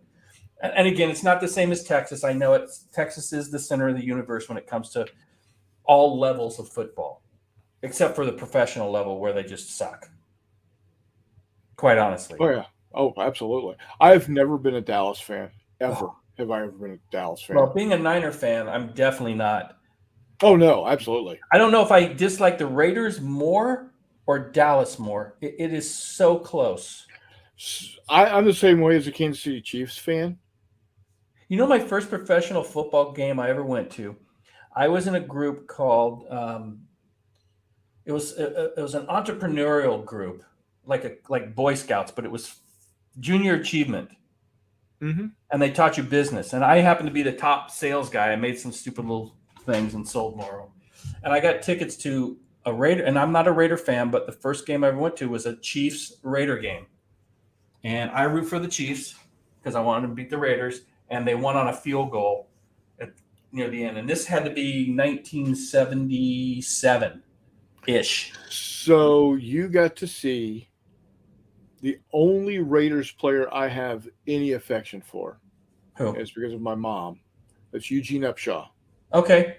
I used to see – what's funny is he was the player union rep for a long time. Oh, yeah. I would go into not just the rep. He was the president of the UFPL. Yeah. But I would go into – we have – our grocery store chain is called Safeway. Their corporate office – and I know those are regional, right? But I would go into Safeway all the time, and he'd be in – I'd run into him all the time. I saw Gene Upshaw all the time. And he was the nicest man. But I was not a Raider fan. So my mom and dad went to school with him. Oh, cool. Texas A&I. Okay. And to the point where mom was on a first name basis with him. They were buddies in college. Nice. And one day, her dorm and the athletic dorm shared cafeterias. Okay. And he was there in the cafeteria eating lunch.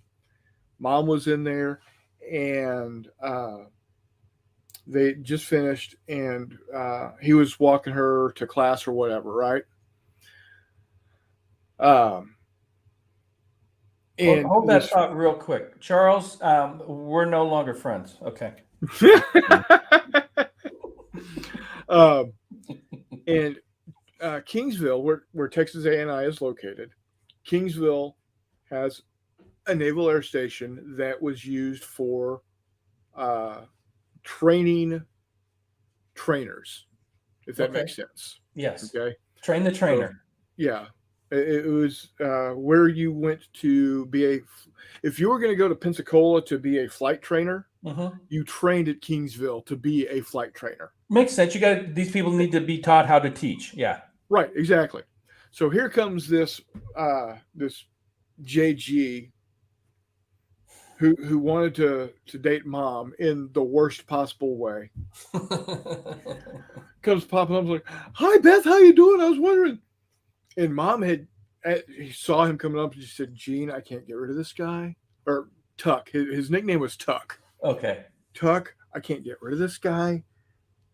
Can you please help me? Now, Mom, 5'8", bright blue eyes, pasty white skin like me, blonde, crazy blonde hair. Hold on. I think I might have a quick photo to show her. Hold on. Okay. Favorites. Oh, here we go. Yeah. That's Mom there. Oh wow. Okay. That's Mom. That's Dad. I was gonna say, hopefully that's your dad. Yeah, it is. So, Mom, Dad. So as you can see, very white, very blue-eyed, very blonde, right? 5'8", Tuck, Gene Upshaw, massive black man. Yeah. He's like 6 foot everything, like 6'2", 6'3", some huge. I mean, he towered over this. This JG apparently was maybe 5'10", maybe. He was no Upshaw. That's for sure. So she's, "Tuck, help me, please, please, for the love of God, help me get rid of this guy." Says, "I got you, Beth." "Hey, Beth, how you doing? I hope you're having a great week. I'd love to take you." He puts his massive mitt around her shoulder, pulls her in, is like, "It'd be best if you leave my little sister alone." And he stops mid-stride, mid-where, like, "Yes, sir." Turns around and hoofs it on back. True story. And like I said, I've been a Chiefs fan since 1987. Prior to that, I was a Dolphins fan for the longest time. Oh, you pick winners. Well, the Chiefs are winners now. Yes, I was. Yeah. Oh, yeah. I was a Marino fan. Okay, no shame in that. Unfortunately, he never won anything, which is it's a tragedy. He's arguably top 10. Oh yeah, quarterback. In my opinion, he would be top 4 or 5 if he had won at least one Super Bowl. Yeah. See, my favorite, not to get too far off the topic, but my favorite 49er quarterback is not Montana. It's Steve Young. Oh yeah, Steve Young and he only won one. But I'm going to say this. I think he was a better quarterback than Montana. I think so. But Montana, it's one of those when you Montana's haven't won anything in a long time and you come along and you win. He's got those 3 rings. But you know who threw more touchdowns to Rice was Young. Oh, yeah. Absolutely. Okay, the Niners in the 80s you had John Taylor on the opposite side of Rice. I mean, we were so blessed with so many good athletes, such a good coach. I mean, those teams were, It used to be as a fan, the games were a quarter long. They'd come out in the first quarter, they'd run up 21, 28 points, and then manage the game. That was week in and week out, in my memory. Now, Right. we can go back and look at the actual schedule. Maybe it wasn't quite like that, but as a fan, Game that's what I approach, remember I mean, it being. yeah. Oh, hey, I'm the same way right now with the Chiefs, man. There is not a little enough amount of time that the Chiefs don't have the opportunity to win. Well, the NFL, I tell this to people out, and you know I don't watch it for my own protesty reasons, but it is, and one of the reasons I don't care for it is because it's a 0 to hero to 0 to hero league. You look at the Rams; they win the Super Bowl, they don't make the playoffs. Next year, they could win the Super Bowl again. I don't like that. I want my team to consistently be in it, and if you suck, get good. Don't get help. Yeah. Well, don't have think about this. I hate it. I hate it. Think about this. The last 5 seasons, you've only had one team consistently good at that level, and that's the Chiefs. Mm-hmm. First year, they lost in overtime to the Patriots. What have the Patriots done since then? Oh, the longest time, the Patriots were the benchmark. Right. No, but I'm talking about in the last 5 years. Yeah. Just in the last 5 years. Yeah, I haven't followed it for at least during that time frame. So I know nothing about what's going on other than I know they beat the Niners one year. Yeah. And as I understand it, the Niners should have won that game, but I don't know. I didn't watch it. So the Patriots beat the Chiefs in the AFC Championship in overtime due to an offsides penalty in the last seconds of the game. I'm not going to cry like everybody else cries when Chiefs get a call at the end of the game to let them win. It happened. It sucks. We move on. Yeah. They end up winning the Super Bowl. What have they done since then? Nothing. The second year the Chiefs were in the AFC Championship game, they beat Buffalo. They were down 3 points with 13 seconds left in the game. Went down, kicked a field goal, won in overtime. Okay. Beat the San Francisco 49ers in the Super Bowl. Following year, and what have the 49ers done? Well, they got back to the Super Bowl 2 years later and won. No, they haven't won. They didn't win a Super Bowl. That's right. No. That's the last time they were in a Super Bowl is when the Chiefs beat them. Yeah, that's right. I mean, I don't follow, but that's my team. No. I know that was the last time. Right. That's right. Yeah. What have they done since then? Nothing. They've got to the NFC Championship game, but they've lost. The third year, Chiefs again win the AFC Championship game, get beat by Tampa Bay. Badly get beat by Tampa Bay because A, it's fucking Brady, and B, Mahomes was running his first fucking life because we had third and fourth string fucking offensive line. Yeah, I mean it was fucking Swiss cheese, right? What has Tampa Bay done since then? They get beat by Dallas. That's what. 4 years ago, the Chiefs get beat by Cincinnati in the AFC Championship game. Cincinnati Your point is, in the last 5 years, the Chiefs have either gone to the AFC Championship game or the Super Bowl. Right. And they've won 2 Super Bowls? They've won 2 now. Okay. Los Angeles beats Cincinnati. Yeah. What has Los Angeles done? Nothing. That's what I said. It's a 0 to hero league. But and I will say this right now. I am so blessed to be a Kansas City Chiefs fan right now because the last 5 years, the AFC Championship game has become the Kansas City Invitational. Yeah. The only time the AFC, any championship, has been played at the same location 5 years in a row. Yeah, and unfortunately, the league doesn't like that. Talking to your 0 to hero, that's exactly what has happened with every other team that has been to the Super Bowl in the last 5 years, except the Chiefs. They've thrown all of the money they could to get that one team to win the championship, and then just boom, exploded afterwards. Yeah. Just falling apart.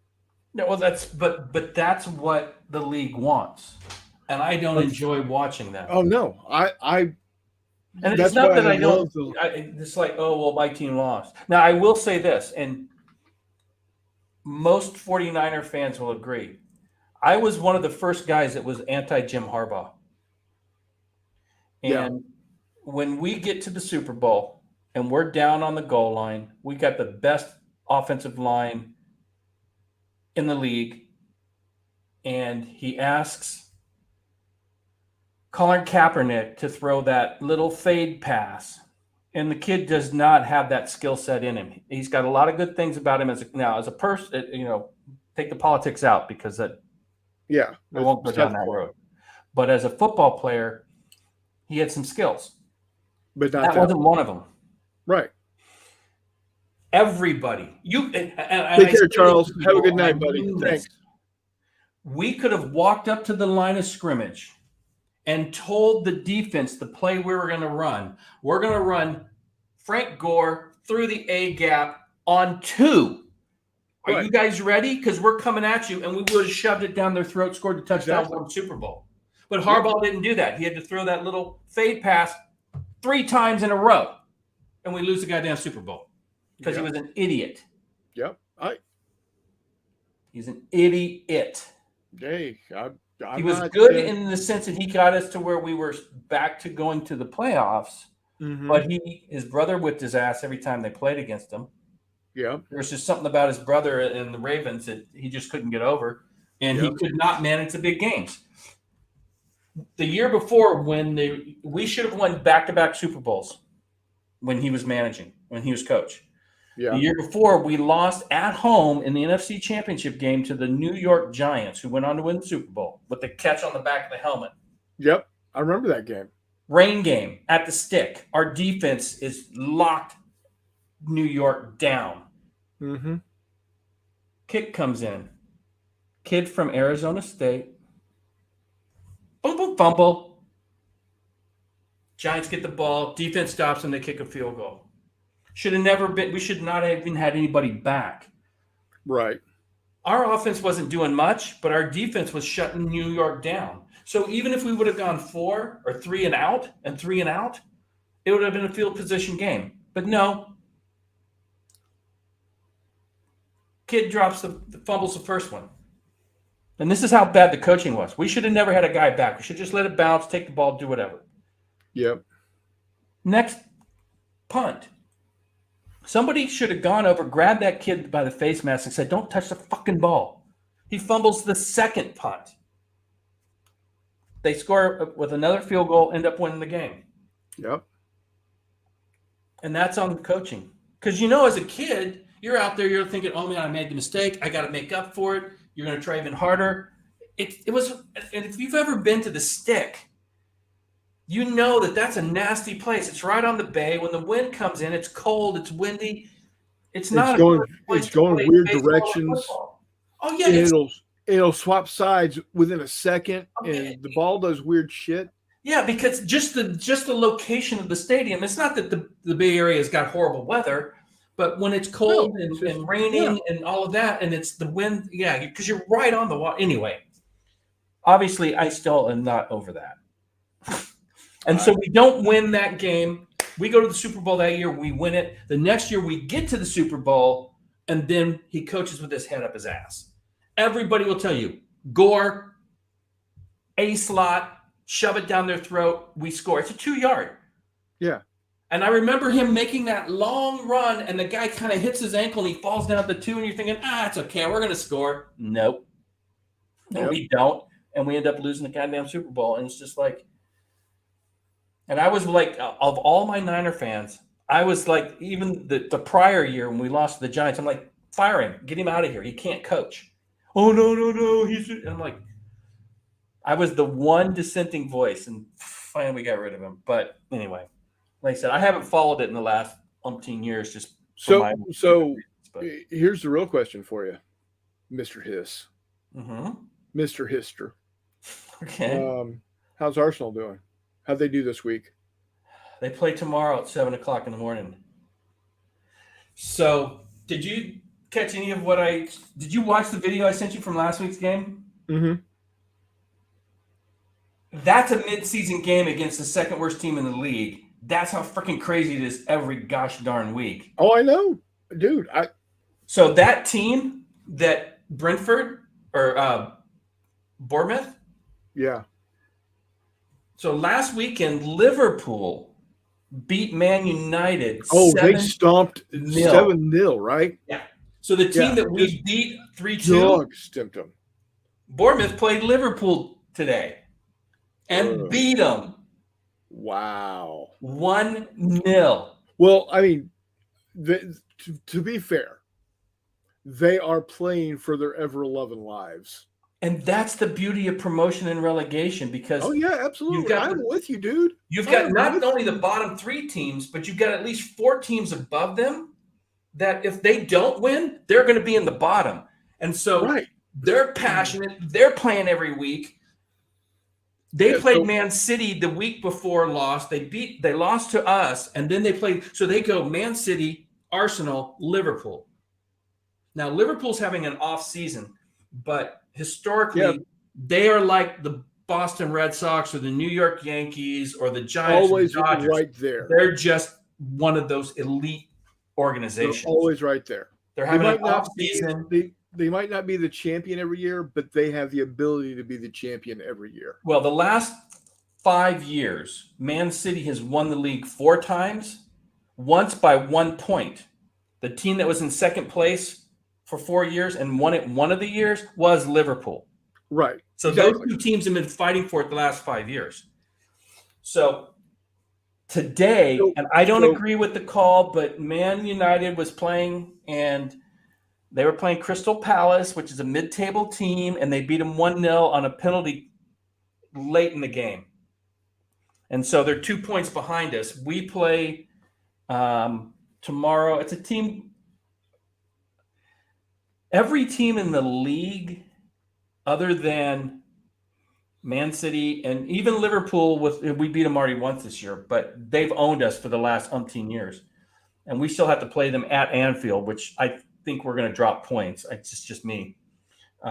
So we have a 2-point lead. If we win tomorrow, we're back to a 5-point lead. And there'll be 11 games left in the season. So 5-point lead is basically a game and kind of a half. Because if we lose 2 and they win 2, they'll pick up 6 points and then they'll be ahead of us by 1 because we have a 5-point lead. So it's not quite a 2-point gap, a 2-game lead. With for us 12 to go, and we still have to play Man City at their place. We still have to play Liverpool at their place. So it's going to be interesting, and we've got the second youngest team in the league. So it's EPL is 20 teams. 20 teams, 38 game season. Okay, and you play every team twice, once 1-1. Yep.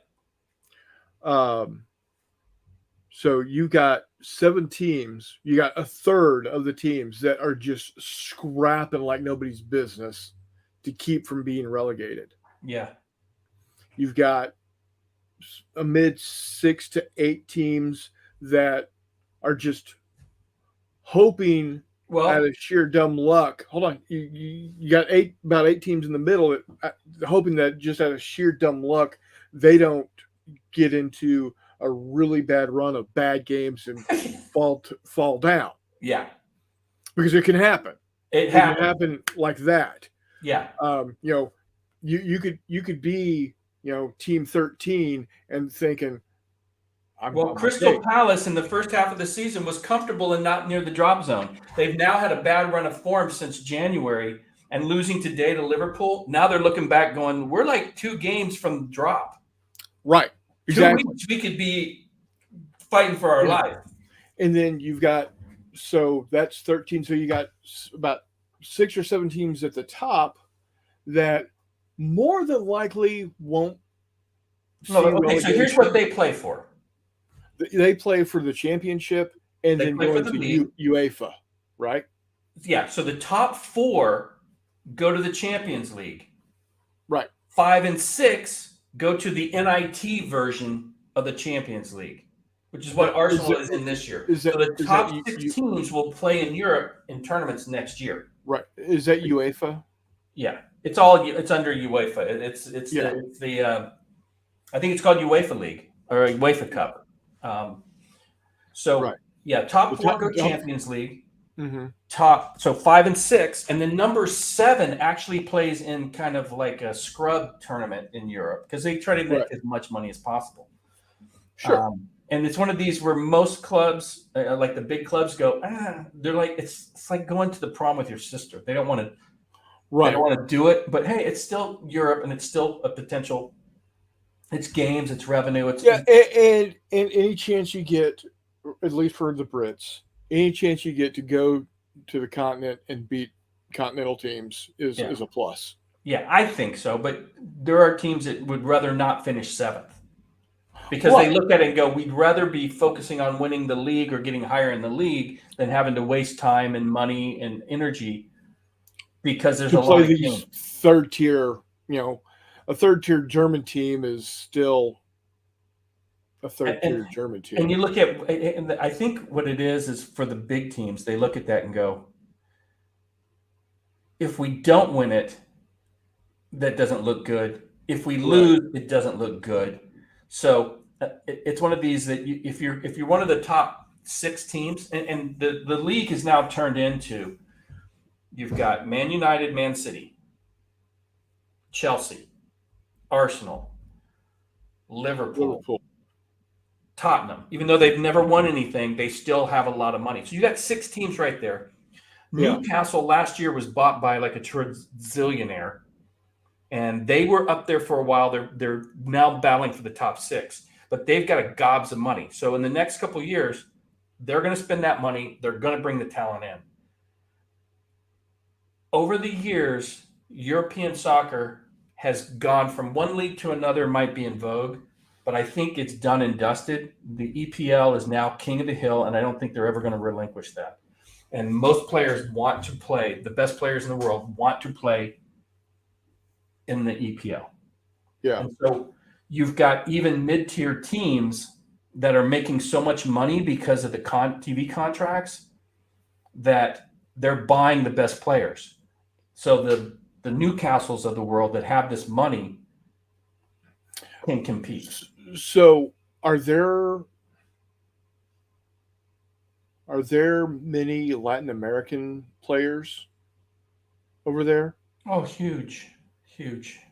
Arsenal. 2 of our, so we've got Martinelli, Brazilian. Jesus, who's injured, but one of our best players, Brazilian. We picked up this kid Marquinhos. I don't care how much money they're making. Huh? I don't know. I don't care how much money they're making. I don't care if they're making Brazilian dollars. But so to answer your question, yes, it's a global league. No, I know that. I know that they pull heavily from Africa and Europe. I didn't know if they were pulling now. If they were pulling, I know before they have forever. They have for years. Okay. In fact, our basically the guy who is our general manager in American sports teams that goes out and finds talent is a Brazilian, and he played for Arsenal 20 odd years ago or whatever, 15 years ago, and was really good for us. Okay, and so yeah, it's not uncommon that it's global now. And if you people want, other than like Messi and some of the big names, they get paid because what you have is you've got PSG, okay, and that's Paris Saint-Germain. That's basically the team from Paris. They dominate the Paris League, and they're owned by some Middle Eastern money, right? Like billions of dollars. So they can pay some of the big names to play in their league. You've got Barcelona and Real Madrid in the Spanish league. Those are arguably 2 of the biggest clubs in the world. Oh, yeah. And so they draw from South America because if you grow up and you're playing in Brazil to go play in Spain, obviously you speak the language. That's a huge draw. Right. And so you get some of the best players playing in those leagues because of those two teams, even though arguably the other teams in the league are not on the same level from top to bottom as the EPL is. And there are not, I mean, when you're in the bottom of the EPL, again, Bournemouth, who the heck is Bournemouth? And yet they almost beat Arsenal and they beat Liverpool. And so it's not, there's no real scrubs, relatively speaking. So it's Right. super competitive all the way through. That's why every week it's important that you go out, you gotta play good and do what you can do. Looks like most of our peeps are bailing on us. Yeah, Greg, take care, buddy. But yeah, so we play tomorrow. Who do we play? Oh my God, I forgot who. Oh, we play another London club. In fact, if we win tomorrow, we may set a record for London derbies because there's so many teams in London. But we play Fulham, which is owned by an American, I believe. And they were relegated 2 years ago. They won the Champions League last year, got promoted. A lot of people picked them to go down, and they're currently like in 7th. They've had a phenomenal season. Or they're 7th or 8th, and there's a chance that they might get European football if they can get up into 6th, which is not out of their reach. Might be tough, but that's what they're playing for is 6th place. And that sounds weird. They're playing for 6th. But hey, 6th gets them into that tier 2 European. And the money that comes with it. So, yeah. Right. Yeah. So, yeah, I could be in a really good mood tomorrow, or I could be in a really pissy mood. Yeah. So I'm looking at the men's team because this is something else that's different about club sports in specifically England, but also Europe in general, is that Arsenal is not just Arsenal men's soccer or men's football. Right. You've got a women's team. You've got lower level teams that feed into Arsenal. Actually, let me correct you on that. They don't have lower level teams that feed into them.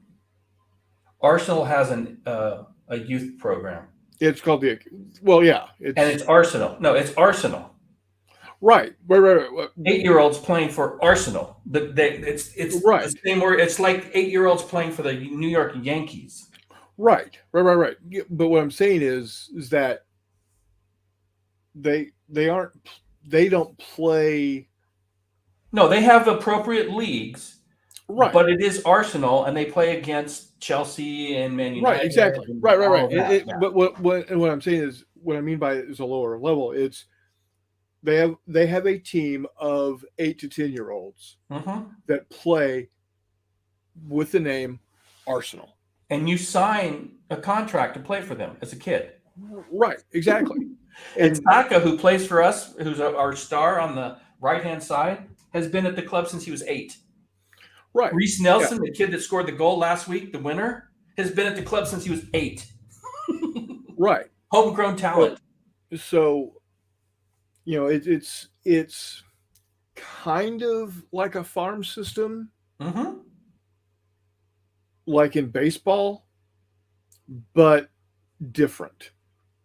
So it would be like if the Kansas City Royals had a little league team called the Kansas City Royals. Yep.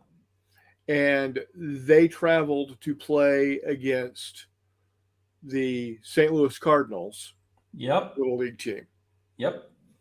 And you might have high school teams, but those high school teams aren't going to play against Arsenal. I don't think they do. Right. Yeah. Now, will a kid who plays in a high school league may a scout from Arsenal see this kid and realize, holy shit, where was this kid been? Yep, that And- happens. Yep. Yeah. So it's just such a, in my opinion, it is a better program, and there's no college sports per se. I There- don't there's- know that, but it's there's- not on the same level as it is in this country. Right. So my understanding is their college sports are more intramural. It might be. I don't know enough to comment on it, but Yeah. but But so it's nothing to the level like what we have. yeah. So now imagine if you're not Arsenal and you're Wrexham. That Right. what's his name bought. Yeah. And that's your top tier. That's it, your club, right? Now you might have youth and all of that. And you grow up in Wrexham Mm-hmm. and you play for the Wrexham youth team and you make it to the main team. It's the equivalent of Texas high school football, Right. except that it's professional and you could progress. I mean, what Ryan Reynolds would love to have happen with Wrexham is they get promoted to the next league. They've got like 4 leagues. Right. And his best dream, 5 years from now, he's in the Premier League. Yeah. It's not uncommon. There's a story of one team that went up 3 levels, got to the Premier League, and then relegated in the next 3 years. So within a 6-year period, they went up and back down. Yeah. And if it happens, it happens. Yeah. And there's no first round draft pick. There's no Yeah. what the Philadelphia 76ers did a few years ago was play to lose, so you get that more chances at the lottery to get the best pick. And that's why I love that league, because of the fact that the way it's structured and the promotion, the relegation, you have, and every week matters. Out of those, you now if you're consistently finishing mid-table, maybe you don't have the money to get to that next tier, but you're just good enough every year to stay up. Some clubs, that makes them money, and that's their goal. You have some teams that they're what are known as sellers. They get that superstar early on, Mm-hmm. and they sell them. There's a team in the Premier League that we bought, Brighton, I think it is. We got Trossard in January from them. 2 years ago, we got Ben White from them, and we paid 50 mil, I think, for Ben White.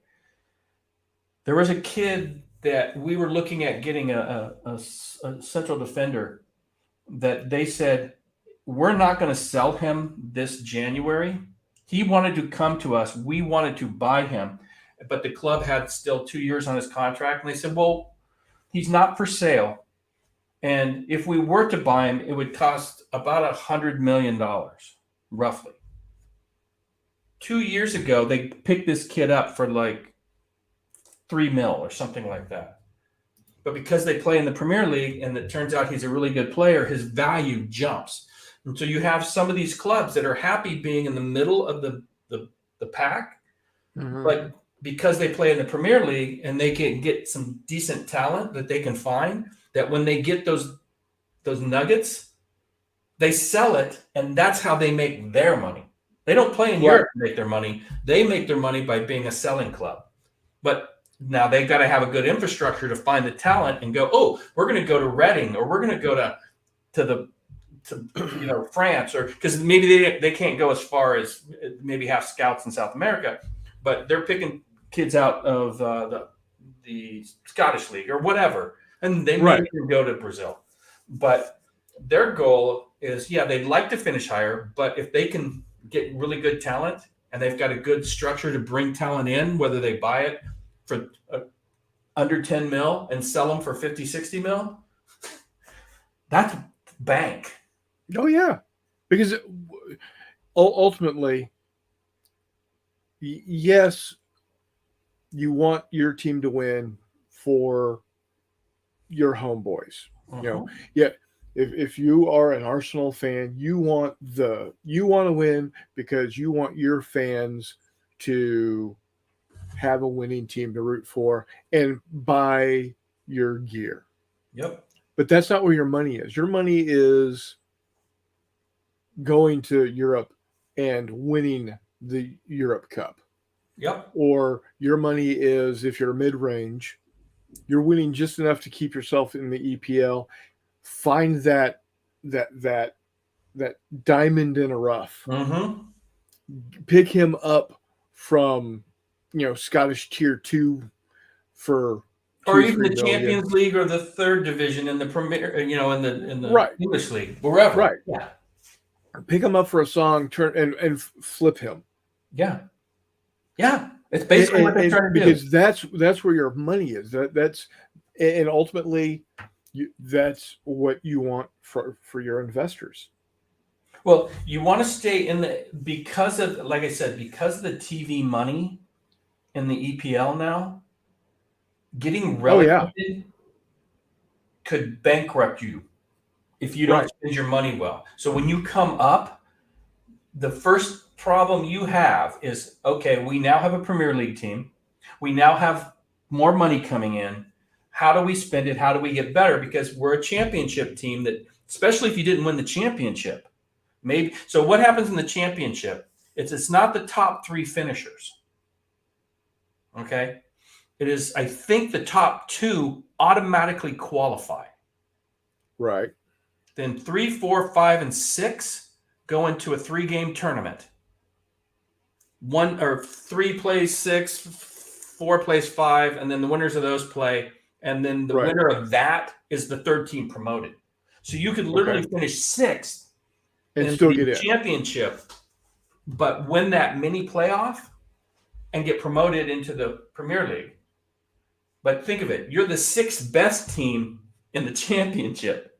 And they play more than 38 games because there's more teams there. And they say that is a real grind playing in that championship level because of the number of games, because of the style of play, because it's so cutthroat, because the win, if you can get promoted, the windfall of money that comes in makes that exponentially valuable.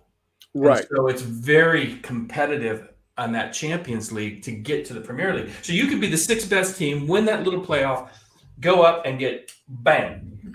Right. Every week and knock back down. So do they have what's the word? So you're talking about the TV contracts. Mm-hmm. Does let's say Arsenal ends this year top of the league. They've won the EPL championship because they've got the best record. Yep. Profit share. That's it. Do I'm they not make sure how the that's same? done. Do they make the same amount from the TV contracts that the number 20 team makes? That I don't know. That'd be interesting. That'd be interesting. I know that if you're in the Premier League, you're going to get good money, even if you get relegated, because the TV. Because here's the thing: you're going to play Arsenal twice. You're going to play Man City twice. You're going to play Man United twice. You're going to play all the top teams twice. Yeah. So if the TV revenue is just from what those comes shows in per game, you're still going to play those big teams. They're still going to draw. You're still going to make your money because you show up and play. So here's the other question. Hey, tell Mike. What's that? Tell Mike I said hi. Okay. So let's say I'm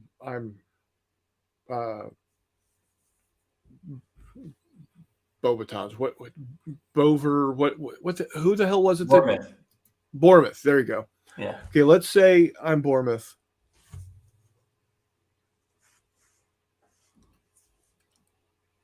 Am I? And obviously, when I go to Arsenal, that game's going to be sold out.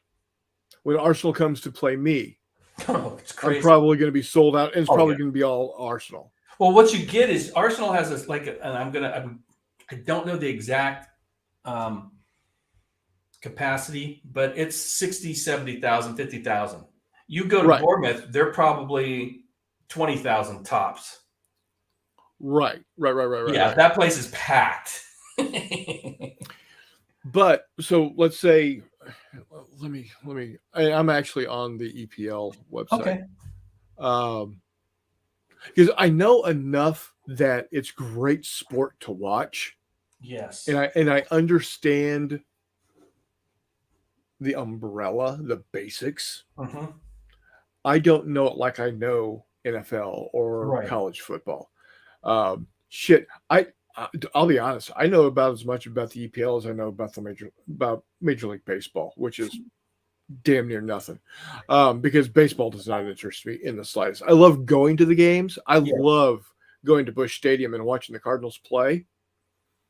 But it's more of an outing than Right. I'm going there because of the baseball. I'm going there because of the experience. Right. And I love watching the game. I Yeah. enjoy the game. I don't get wrapped up in it. Yeah. I understand. Okay, let me see here. Who is this? Okay. Leicestershire City. Okay. Or Leicester City. Yep. Are those one of those mid-rangers? They won the league a few years ago, and it was one of these crazy things. They were like 1,000,000 to 1, and they ended up winning it. Okay. But normally they're They're mid-banker. middle tier. They're middle of the Okay. table typically the last few seasons. Okay. Yeah. So if, let's say, Where are they sitting right now? Leicester City? They're 16th. okay. So they need to play. They Otherwise, lost their last 4 games. yeah, it's exactly what I was talking about. They could very easily drop down to the bottom 3. Well, okay, where are they? Well, okay, they're on 24 points after 26 games. 18th position at 25 games is at 23. So if that 20, there's 2 teams. Okay, the Southampton's 25 games, 21 points. If they win, they're at 24. No, but take West Ham. If West Ham win, they're going to go to 26 points. Leicester City's going to drop to 17th. The only thing that's keeping them ahead of Bournemouth is their goal differential. Leicester City's at -9 and Bournemouth's at -26. Okay. But So they're level on points. okay. So let's say Leicester City and Bournemouth play. Yep. Is that going to be a sold out stadium? Oh, probably. Yeah. Most of these games are sold out. Okay. It's because Almost every one of these games is sold out. Because the locals are so fervent Yep. about their team. They are rabid for their. If this was a table full of Texas high school football teams, every one of these would be sold out. Right. That's the same thing, just at a professional level. Right. Okay. And that's what I was expecting. I wasn't expecting, because I know in the NFL, there will be times when, and I saw this a lot in the late 80s and early 90s with the Chiefs. I couldn't watch a home game because they didn't sell out. Yeah. You know, they've got a 68,000 seat stadium, and they would only sell 40,000. Yeah. And they wouldn't be able to play because of the TV rules. Owners that are in the league don't want to give up what they've got. And the way it's structured, and that's why when I became a football fan, soccer fan, whatever you want to call it. When you say football, I understand you were talking about EPL. I know, and I don't want to be a snob about it. And so, I can call it soccer. I get football. that. I do that just to be funny. But the reality is soccer, football. I call it football because that's what they're called, football clubs. But anyway, right. If we had promotion and relegation, there would be more. In my opinion, there would be much more excitement week in and week out. And yes, there will be teams where the owners are going to make a lot of money and then they're going to get relegated and they're going to lose money. You're not going to get first-round draft picks. The players are going to go to who's going to pay them the most. You're going to have top-heavy teams. I mean, Chelsea was nobody until Abramovich bought them. Now, he's Russian, and they got rid of him with the whole Ukraine war. It's now owned by an American. And he's spending money like he's a sailor on shore leave. It's crazy the amount of money he's been spending. But they were a decent team But once they got infused with cash, they became a winner. Same with Man City. For years, Man City was nobody until they got purchased. That's why Newcastle got purchased by people with deep pockets.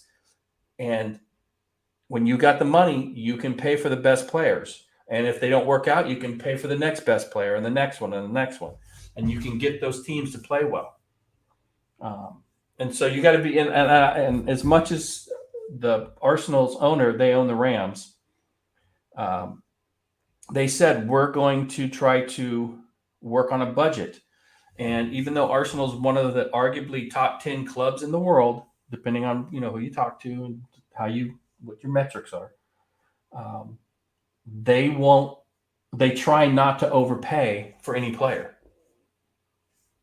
Right. They try to work within a budget, and it's starting to pay off when you have a number of homegrown talent that's playing. So like Saka has been at the club since he was 8. If we were to sell him, although we're just signed him to a new contract, arguably he'd go for over 100 million pounds. Yeah. Now, since he's been 8, how much money have they spent on him year in and year out? And was he 21? So he's been at the club for 12 years. It's nowhere near 100 million. Right. Nowhere near that.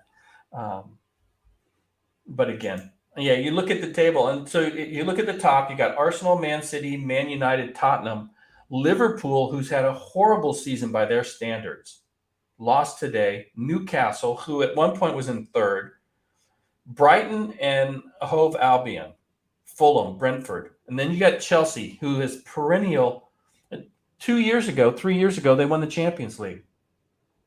Right? Now they're in 10th. And they're owned now by an American. And we were trying to get this kid from the Ukraine during January. And the club knew that we wanted him badly. He's a really talented player. And we offered like 70, 80 million pounds. And Chelsea came in and offered him more and signed him to an 8-year contract. And basically stole him from us in the sense that they got him to sign for him and not for us. And at the end of the day, I'm glad we didn't get him for that price, because it was at least 3x what he's probably worth, even though he's a top level player and he's going to be amazing. But they're in 10th. It's like they're not even going to be playing in Europe at all. Yeah. It's crazy. And they won the Champions League 3 years ago. But you look at Man United. What are they, 49? So how many points are they behind us currently? We've played one more game. So let's say they win their next game and they're sitting at 52. That puts them 11 points behind us. Just for simple math, let's call it 12. That's 3 weeks. We'd have to lose 3 weeks in a row. They'd have to win 3 weeks, and then they would be ahead of us. After tomorrow, we've only got 11 games left. So the chances of Man United catching us are starting to dwindle away, our magic number. Right. But Man City's played one more game. They're at 61 points. We're at 63. We're actually doing good in the sense that we've got the second best offensive team in the league with plus 34 goal differential. But you look at Man City has scored 67 goals in 27 games. We scored 59. We've both given up 25 goals. So defensively, we're about even. And that's also second best. Yeah, second. We both have the second best by goals allowed, second best defense in the league. So Man City and Arsenal have the best offenses and the second best defenses in the league. And that's why we're at the top of the table. We can score goals and we can keep people from scoring. You got to be able to do both. But that's why we don't want to tie with Man City at the end of the year, because we could lose the championship based on goal differential. That's why every goal matters. And 4 weeks ago, we tied a game. So we got 1 point from the game. And it was a 1-1 game. And the one goal the other team got, the league came out after the game and said, we made a mistake in reviewing it. That guy was offsides. The goal should not have been allowed. So that affects our goal differential by 1, and we should have 2 more points in the table. and the league admitted they got it, and the VAR referee, whose only job is to check the VAR, said, "Oh, I forgot to look at that." Yeah. You forget to look at it's your job. It's your only job. And you only have to do it like 5-6 times a game, maybe. It's not like and you got the technology. The game stops while you review and do your job, and he forgot to do his job. Because when they came back, everybody could see it on the tape. They're like, he's offsides. How could you not call that? What had happened in his defense, even though it's not really a defense, there were 2 potential offside players on that one play. He looked at the first one and determined that player was not offside. He didn't look at the second player who was offside. Yeah. And so we now have a 2-point lead as opposed to a 4-point lead, which is a big difference. Because instead of if we win, we're up 5. Having a 7-point lead is basically a 2.5 game lead. Instead, we have a 1.5 game lead. And we still have to play Man City at Man City, which means we might lose that. So if you assume that we lose that, because there's a good chance we will, then we have a 2-point lead as opposed to a 4-point lead. Yeah. Which means if we lose once and they win the league. It's that tight. So with 12 games to go. So Man City won today. We play tomorrow morning. I'm going to get up 7 o'clock. Fingers crossed we can get the win tomorrow. I don't care how we do it. I don't care if the refs screw it up. As long as we get the 3 points, we move on to next week and we got our 5-point lead back.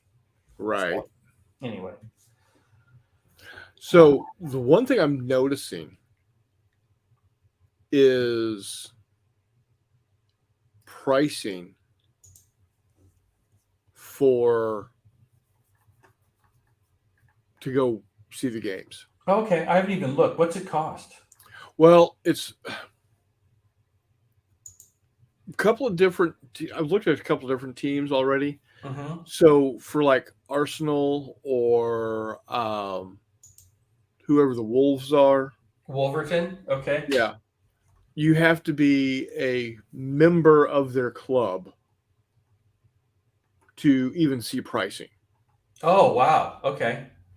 Now, Man City, they've got prices. Now, that being said, I did see with Arsenal travel tickets. In other words, you are the visitor team. Yeah. £24 Okay. to get into the game. That's amazing to me, because we're talking top tier team Mm-hmm. playing. I don't remember, and this is just whoever, whatever. Anyway, Right. but only £24 to get in. Man City down Is that 24 pounds to get in, or is that, because here's the thing that it's not like here in the States where you can go down and buy a ticket and the fans intermix. There,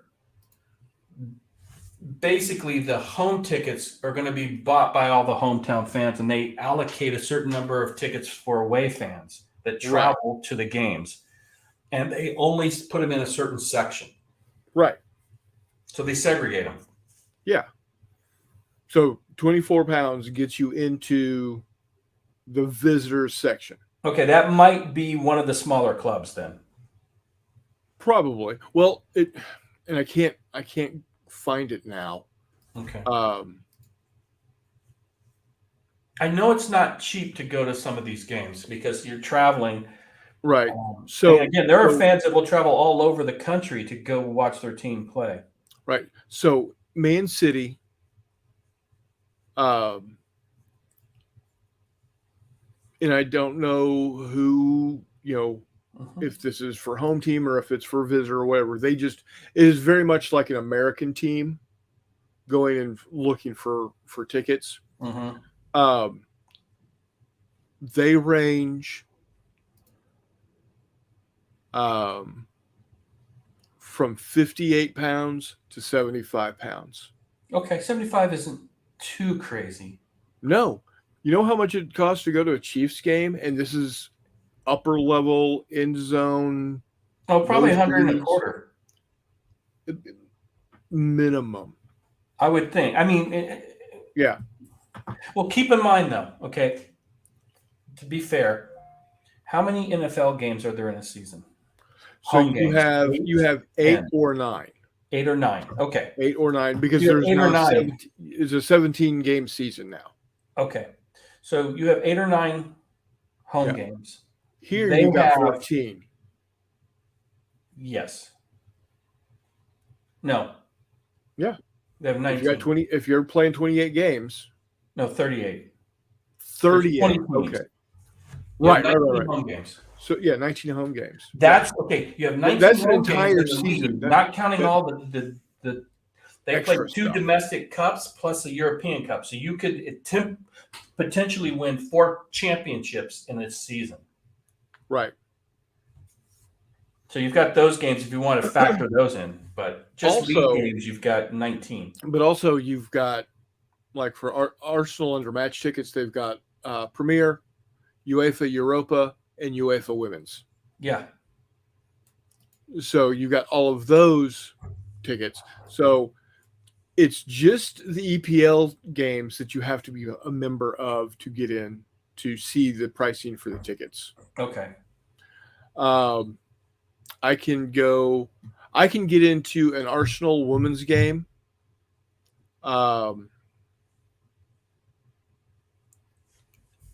Now this is, where the hell is this?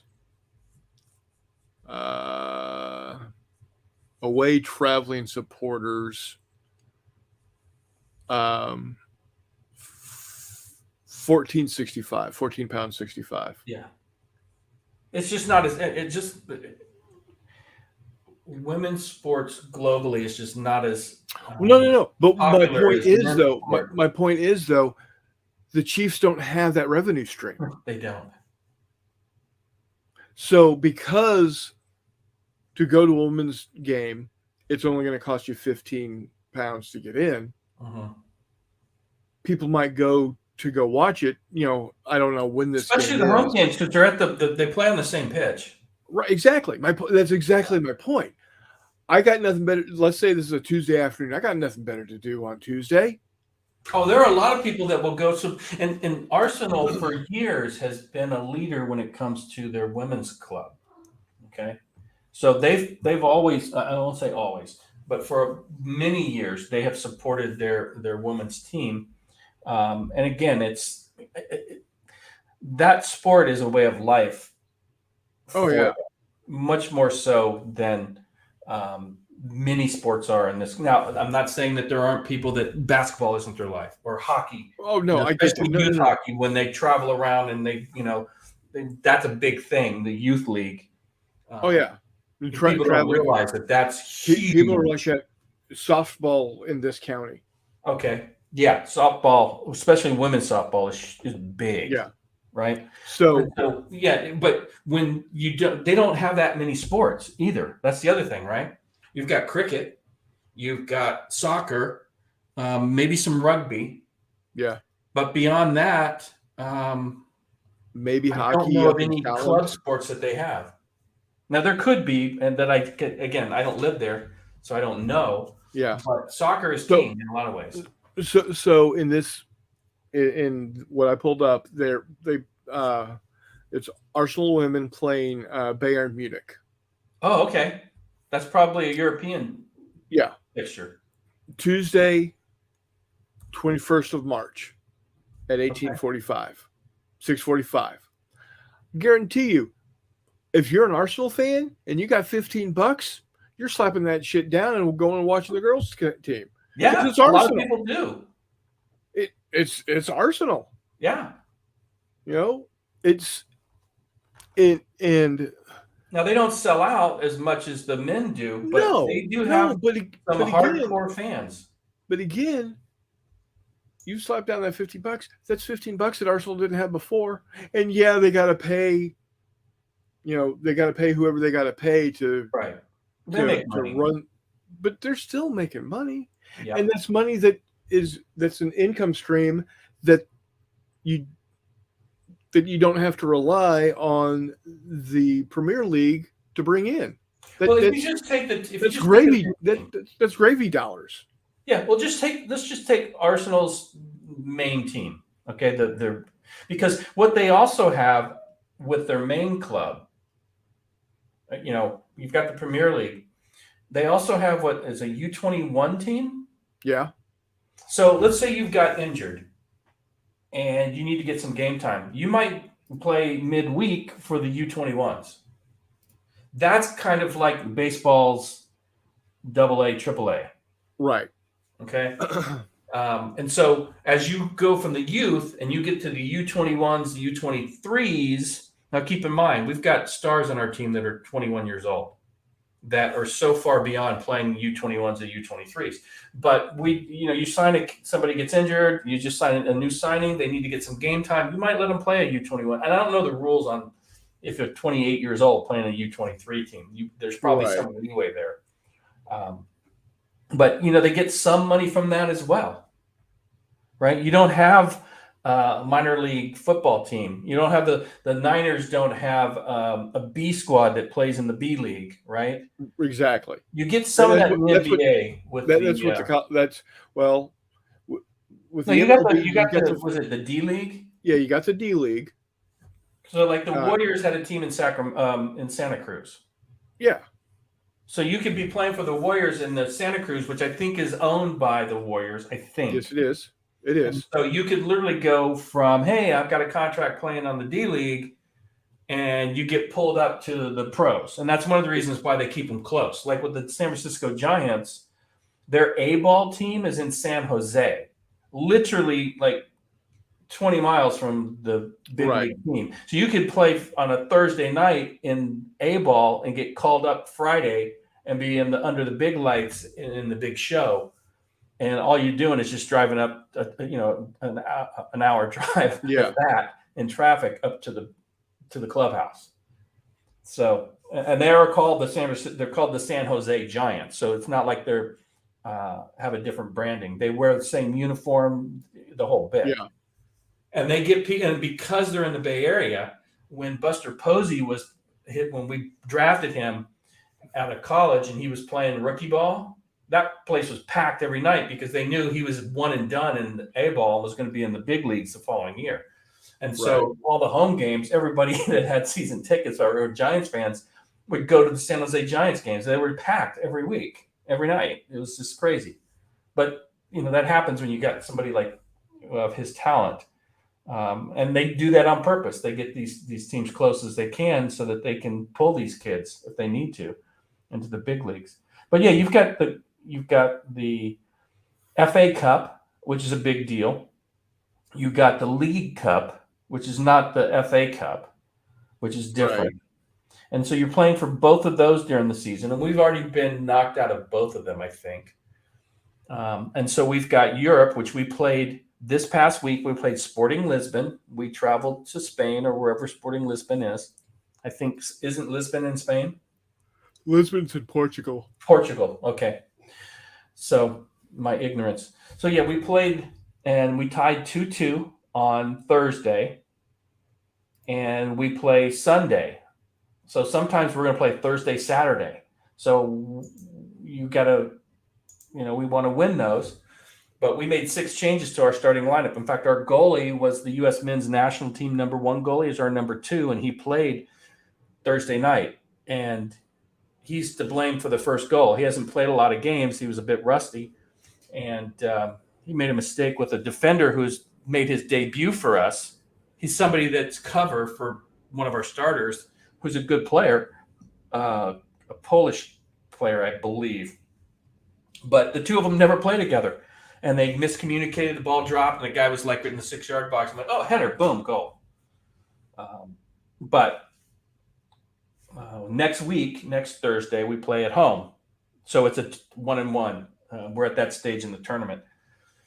And so we're going to play the home game against Sporting in Lisbon. They're going to come to London and however many people show up, which could be a full house, and we're going to get all that revenue plus the TV money.